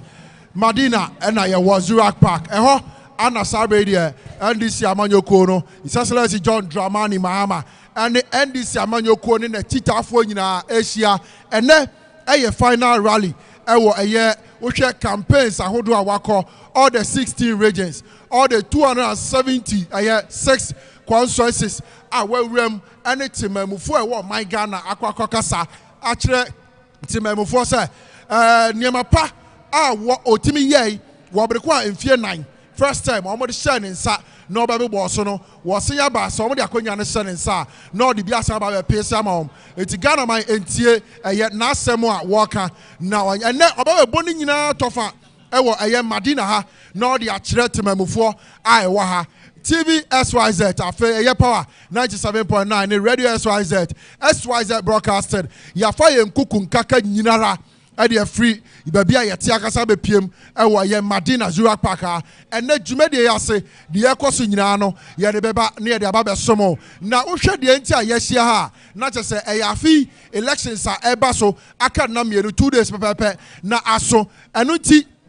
Ana yena yejinem waha and this Yamanyo Kono Ebanwa be the final rally. Na afi say ye ko electoral commissioner say kakra na yakwa kwhwa yemfam wo kakra na yehu said the abatwe ya afiewe ne pompon so nyina esifa etie. So wo hwe afiewe ye simu ye limited registration exercise ye vote transfer ye niema bebre na wo hwe limited registration exercise na afiewe ye electoral commission of Ghana womo ma ye no district offices electoral commission ne district offices ano ma kwan na omutimi yes a limited registration exercise eno ama e de ahokyere ene niam bebre e ba temamufu a no mo pese omo register amanyoko na hodo no bi kan e ka senka e be ya omo modern na confen call the various polling centers na fe nko omo modern na anka omo enko no omo ni omo nya kwan en register bi na so wo mampene ama omo ye ne sa am ebinu mo ho a wo mantimi enya akonya no kra an register sabri ye ba behwe enipa dodo sen ana electoral commission waka de atudwa se afi o betimi enya akonya na afi o mato aba e wo man Ghana ha it is also the total number of voters on biometric register 18,640,811 voters and afi omo total number of voters on biometric register. After we get total number of special voters on the 2nd of December. One more two, one more bay. Ebinum Eastern region and the Western region, and some any Sabi Uncle ye. It's your child with you, and that day I know they can say, and Eastern and Western region, almost two special votes. Electoral Commission Becate say Nipa 131,478. And there two abano, it's a big Shasia, 14 regions, Shasia Mandeno, and that day 2 regions, and a one more air to abano, special voting. Voters without biometric data. Voters without biometric data. 1,870. I feel Electoral Commission CNK, no my Ghana in our 20 said. Total number of valid voters. One way better me at Tuaba. I want my Ghana moi.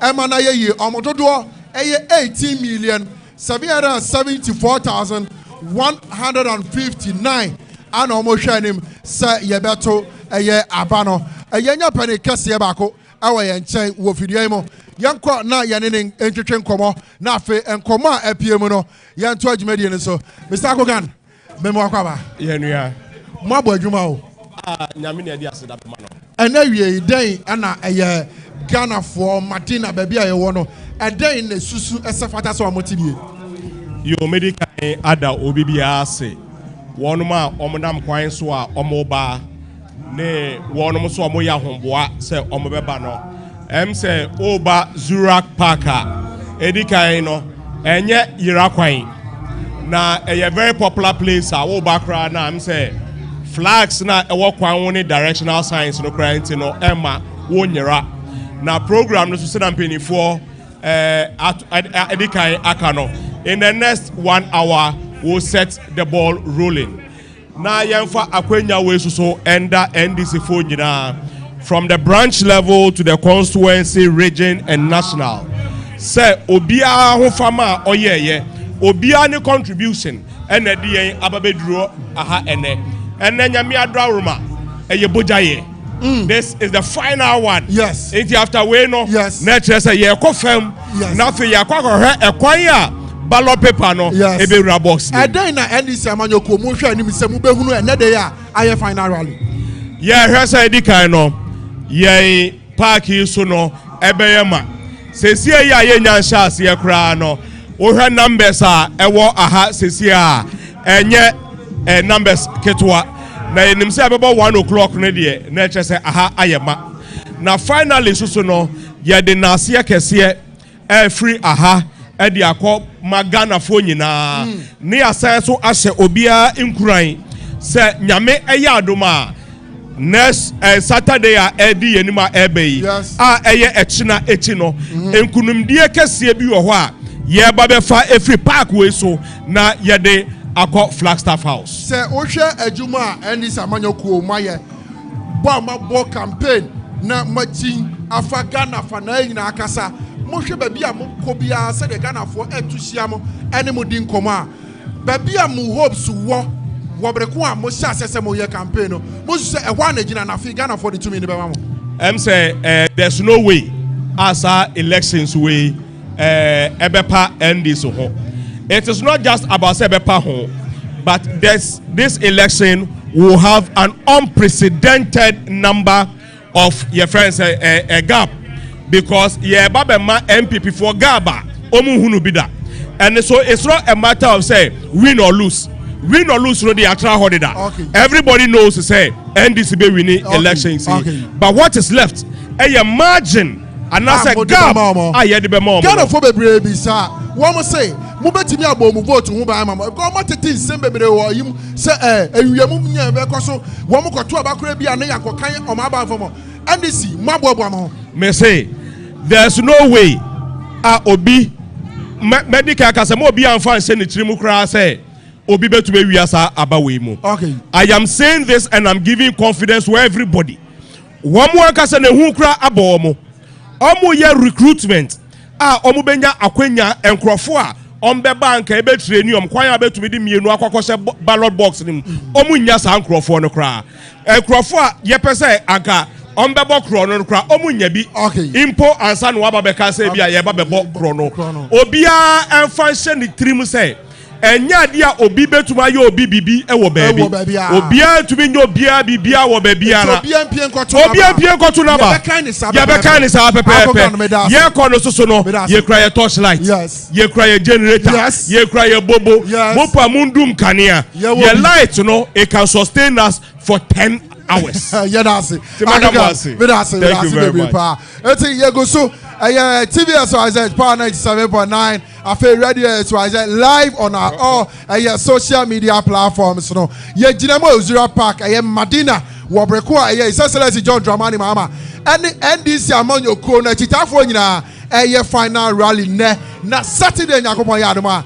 Yakwakoto abano yenya panyi kese baako asa amabeka ho Chief Thompson Minia bibia wakode na me adom ode ache ene wo be pie mu ha say na wo nhyehyɛ ya ekoso wo Zura Park yo dedi kan ma men che tiefo Ghana fo nyina meden tia kese de ma Ghana fo yenya Encore climax, no, to abano there. But so far, I've been to 6 regions. Yes. Signals are picking over fem from the 6 regions. Etre say, Sebi, medio popa ni any day na Ghana for. Ama me who say Ghana for, untimi fa ain't taking Ghanaians for granted anymore. Never. Time na ye beto aba na nkofo chiche bentoa na meko ne nchene de man nkofo no mkoto aba no samre na twem na wo hwe ne climax a eba dwumadi akese a so far I think so numbers are NDC a pulling in this election sir. I think that you cannot no party can match numbers are NDC a pulling in these elections. Wow. Mamembo party mpanyimfo abaso afuwe omabo dwuma papa. I'm telling you, we share the number of volunteers on the ground working, the number of dedicated party officials on the ground working day and night. I think say Safi Bia say naka NDC party ni ye dwuma menyi ni senka ye benya some of the results we in the past. Afiwe there. Yes. Party na bodjuma mensa osusu se ede entina sabre Ghana fo nya sa nyi agidie ene ahotoso se de mo ka no e NDC amanyoko no bio so mo beto aba no ede ama omo ayasetena mu nsem menua ayasetena mu nsem se de elections bia dynamics tie no afiwe elections no asetena mu nsem okay she wasetena mu na to aba enti Ghana fo nyina ehwe o masetena mu enti o mo hwe o masetena mu a eno ma ekoso o masetena mu no eno ho na omugina so eno na omugina so ede to abai eno na ama omugina so ede ye de omuye enti ya setena mu nsem ya setena mu nsem mensa meda se ebe na nche bia ebe sha se enti no ye mu no touch na afi enti asenti meda se pa enti meda se enti message a mede ma Ghana fo nyina ne se afiwe abato no abato a ehwe Ghana ye future emabunu empanyimfo oman a ye chechire se ye ja oman pa ama nchiri mba aba beto aso eno ho hyehyeye na aba to a ye beto ichire enti e ba kope uko gina ballot paper no so a na don sa hye obotom Odo saso botoma. Now say she free mumma. Now I say okokromotino. Now they are bought in kinim. No one should be a tini yane wono. Now the tini yane chain. Now the team ho. With the team wa. Now I can say you. My year edumapa at the above my gun and punto. Madam Wasi. Mensa Thompson, Executive Director, Edema Asepa. Mensa Thompson, Executive Director, Edema Asepa. Every Yeguswa Yakatrain Como, Yeguswa Yakatrain Como, Zurich Park, Madina, a final rally at Ebaso, Sabre, Yakubu. Yes, sir. Yakubu, Farudin, a former Deputy General Secretary, PNC. Yeah. Bibia Boko there. Bibia Boko. Nana PNC for my PM wa. So, who show me t-shirt now? PNC. Oh, okay. Ma endorse John Dramani Mama. Exactly. I PNC. I endorse John Dramani Mama. First of all, my main say, election way. You're Bernard Mona. Now or contesting for the election, but omo mushe chire. Omo de disqualify no. Omo kwa no. Say dem aso me dem so msa mama. Okay. Aha. Say yanko. You're Bernard Mona wanya kwan 8-man contest election no. Anything about no sa no. As I say your party any kwan say be gina honom neutral. Ya adwen say ye be hwe political parties on betima boy man Ghana. Ye hwe no John Dramani Mahama or stand it tall. Ushe in the we say corruption fighter. It is only John Dramani Mahama and ultimate fighting in the party members. Obi ti say abuga pele mu nyina o fight omo. They are ono no appoint omo. Oma nye nyoma papa no oyomu diye.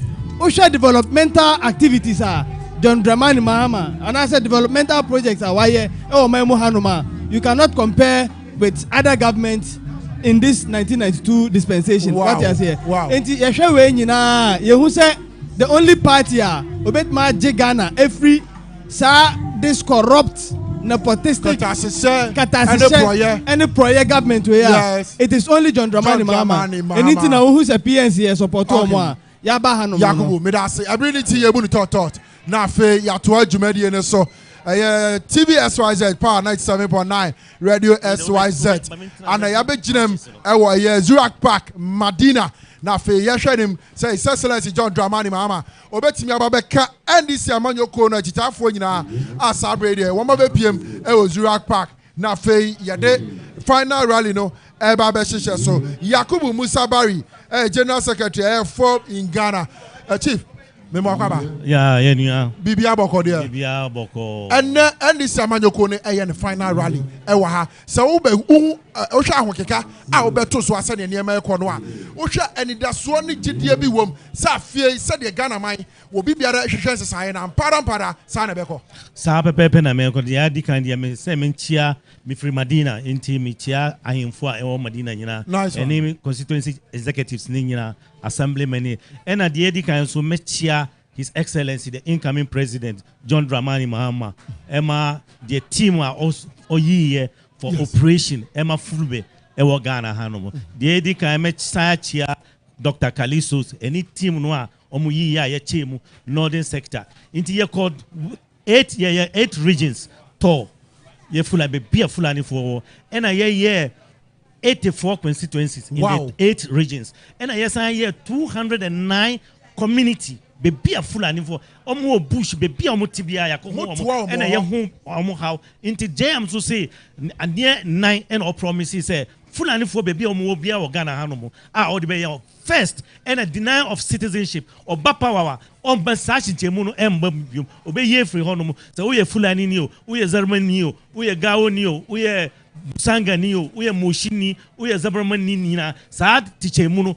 unye citizen no enu betwemu. That's the one. And a 2, clean drinking water. Yes. Be a kumani fulani communities be a one ye be more clean drinking water. And a dam unim say fulani for ye nenchwe na nam. Into every constituency in nenchwe one or best see dams among any school any cheap compound be a omunya and ye sorry. Fulani for Obibeka Senka sister and Samira. Ye friend Fulube. Fulbe for Akamo sister and Samira. I don't know Monko supporting them. Me supporting it because for the past 8 years, you know, ya go down deep down. Baby, you crow for no one. You also one year she me 4 months near ye call rounds, you know. yenya one borehole, one. Yes, Samira. Any of the phobic communities. The whole 16 regions. That is the cheapest thing. Yes, also untuma nukunu. Now so fulani for no say ya nyane nanka yanim say oya sister no beboa. Now so one share. Say ye two man of pet no akotena ne baby. Wadani slave queen. The difference in this year's campaign. Fulani nkwada mema penyimfo ni nkwada nyina uba sorry atia ne oye no because ye njimi Ghana ye nananom e na tete Ghana e na ene ye se ye hwe ye wonim wo ye Fulani ne ye se wonye Ghana ni sa de nza how ene ye no a e ma ye nyina ye pie. So we His Excellency John Dramani Mahama Franka 24 Edema NDC Amanyoko ya o hyase eye campaign for 2012 wo ba 2016 wo ba 2020 ana afa eye 2024 Osaye campaign presidential candidate e waso nyina no ono na experience ni kucha no afi wo hwe amiai bebre ba bi ti say Ashanti region ene miai bia Eastern region say a okoya ohwe nipa ebosi ana ahemfo a ebo na baso na adwuma oye ho a na ebro na adwene ne nti ase so osusu say eden na Ghana fo ehu after say wo free 2 minutes so 8 years mu na afi de Ghana ni bia Ebese John Dramani Mahama Emra back maybe. Yes, sir. Udi kontompo sidaya. Mframa ene ebetu nefi ono. Inti omu di kontompo na eba abayemo. Ena Ghana fo nyina nim say ebia nya omu kan ye no betumi aye. Nanso ye hu say zero. You dey compare 4 years at John Dramani Mahama, His Excellency no you can't match it. And anything na Ghana fo nyina na ebufu. Enye say ebia NDC fo nko no. Say the whole country now amaso against the MPP, the corruption that they did. Into me free Fulani for baby amutibia constituency bia uwono. U vote ma John Dramani Mahama, vote ma PC ana u MP ewo u constituency no mu. Senabeya krono and kronfo eboy no. Ye nyina ye be so John mu. Na yenti ya sika omudi chicha enen. Musa ebi ana obi wo fie hweyen ana otie yan.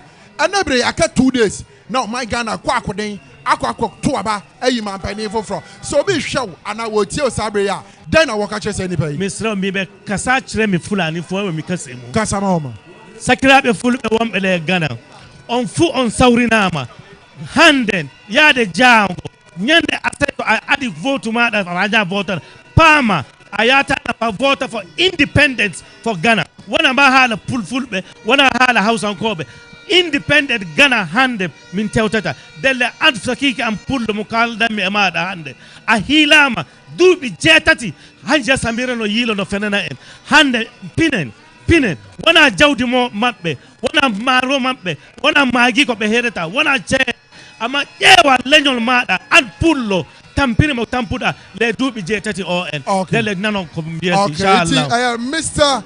Yakubu Musa Bari General Secretary ma Fulbe in Ghana and I will tell you Kano yadase chief yadase ayan command eguso ayedi yatotwe TVSYZ enie power 97.9 afa radio SYZ ana yeguso ginem e was Zurak Park Madina yes to be and follow ko social media platform now move follow TVSYZ power 97.9 afa radio SYZ broadcasting YouTube baby money achi na fe abatuo ya yaba betue yemfa emu nchiremu emu pomponso na aba ne kenkan bibi biara na fe yemfa momode enso se sia ya ne eye Mr. Horace Ankra former Ghana ambassador to China and Asia ya ne ni nkomo ana mo akwaba yeja me ba cho no apom ti say nice one na and so na your final rally Edema NDC Amanyoko no said ya wo buy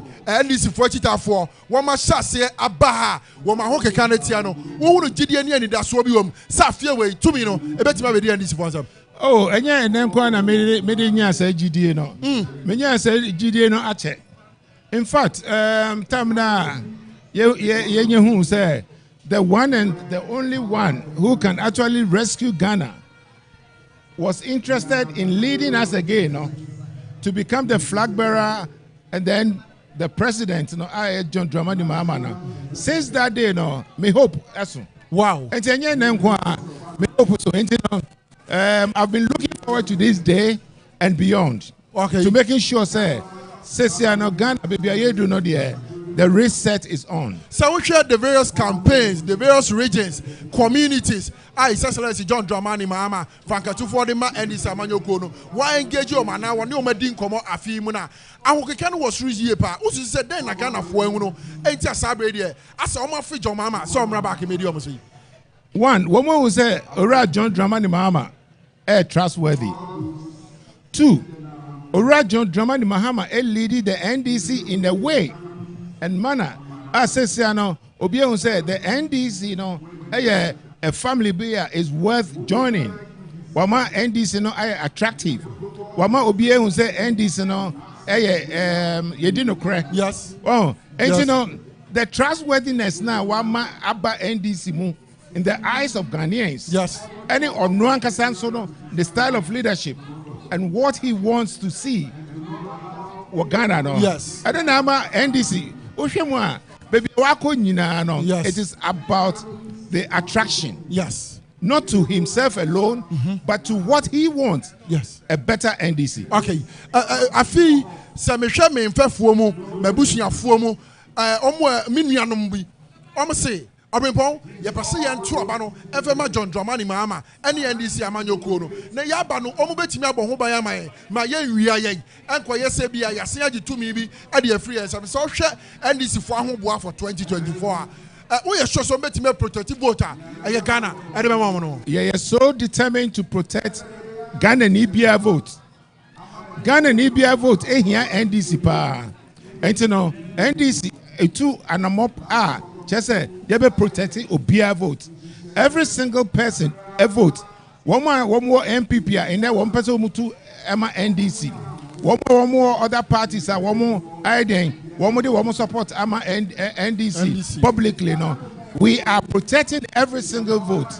And you know, this time around, yeah, media grow. Okay, ebi ano bi share wofie, wo bi tie one day wo nya kwanya no FM maha. Ebi asabre kra na adwene ne kra NCP. Amanyokuo kwa eya memene dey be on the 7th of December general elections ekoso no okwakoto ama no so be tie osese ya opportunity ni wo ho a denti na onkoto aba no FMA eya John Dramani Mahama ne andi Amanyokuo no in the first place no only akro no also otumi ekoto na aba because a civil right say in a democratic dispensation no ono wedu age bia otumi to aba no e was okoto aba.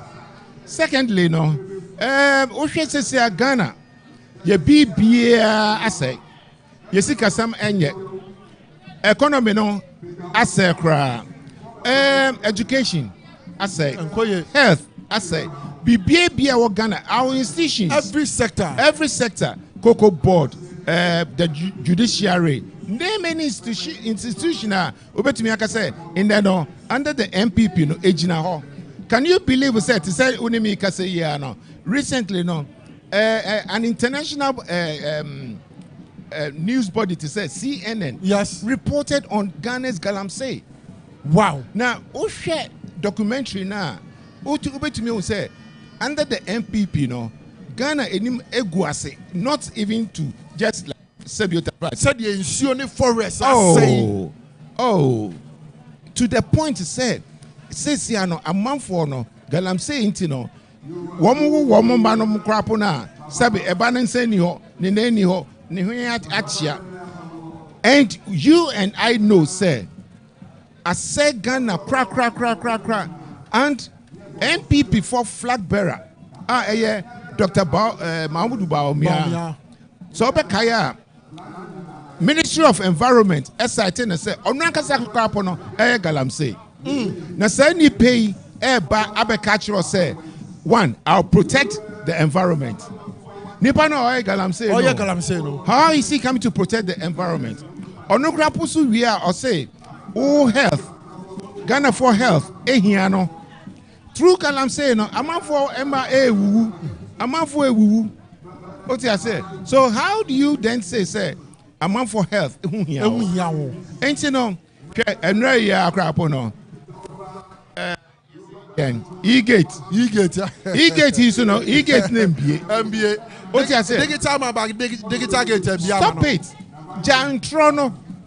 Woman Jan Trono any commissioning here and there and then account. When him said $58 million now. Woman Esheguna. Yes. Under the guise of National Cathedral. National Cathedral now. Woman I say 58 million.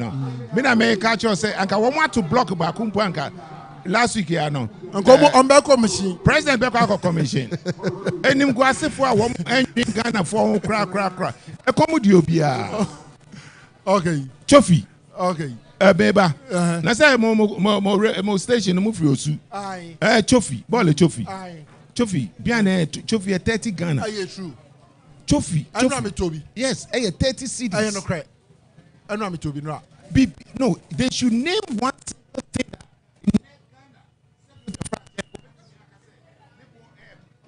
Nebo mreche ora John Dramani microphone now akosro kakra se o ti ase bibie ni Ghana has say sia no obetimi aka say nebo form che ora John Mama Abreso wo mo ase bibia Kalipo Nana do Dankwa Akufo-Addo Kalipo crap Nana Akufo-Addo e dey year ni campaign crap na we o dey me the chat to am Ghana for sebi munim say ora John Dramani Mahama time no or president, you know. CD no, not China for edgy CD no, at the rate of 1.5 RMB to the CD. The Chinese were taking the Ghanaian CD. In no CD no, idea according to Nana Akufo-Addo and top from Pokeko, I hata. 7 December. I am remembering that now. Yes. Go and make sure, say. If you're a Ghanaian, you are divorcing the NPP. Madam Ase. Thank you. It's Mr. Horace Ankra, former ambassador to China, Ghana demo, Anna Ojinai. It's SYZ Broadcasting, TV SYZ, Power 97.9, Afe Radio SYZ. And now, Miniminia, Kwame Menka, Ejewusu, Sabe production Nina, Aye Free Osu, Yatina Kasiem, Abe PM. Ewa Madina Zurak Park ana ye NDC amanyoko no Excellency John Dramani Mahama waba be sia ye nyina na fe ene final rally no etimi abaso na memene da dua ya bomoden akwakoto aba ayi no semampani wo oman Ghana emu ha bio eti achebia na fe ye dwumadie no e ba be hyase ewa hanom na ya di si no midi adi NK Obrimpon yadamase so bibiara jebre wa hwe o TV so hwe online utie radio so yakopon hira mempreda bibiara ebepiem wa yade beba ne aba beso mo makramo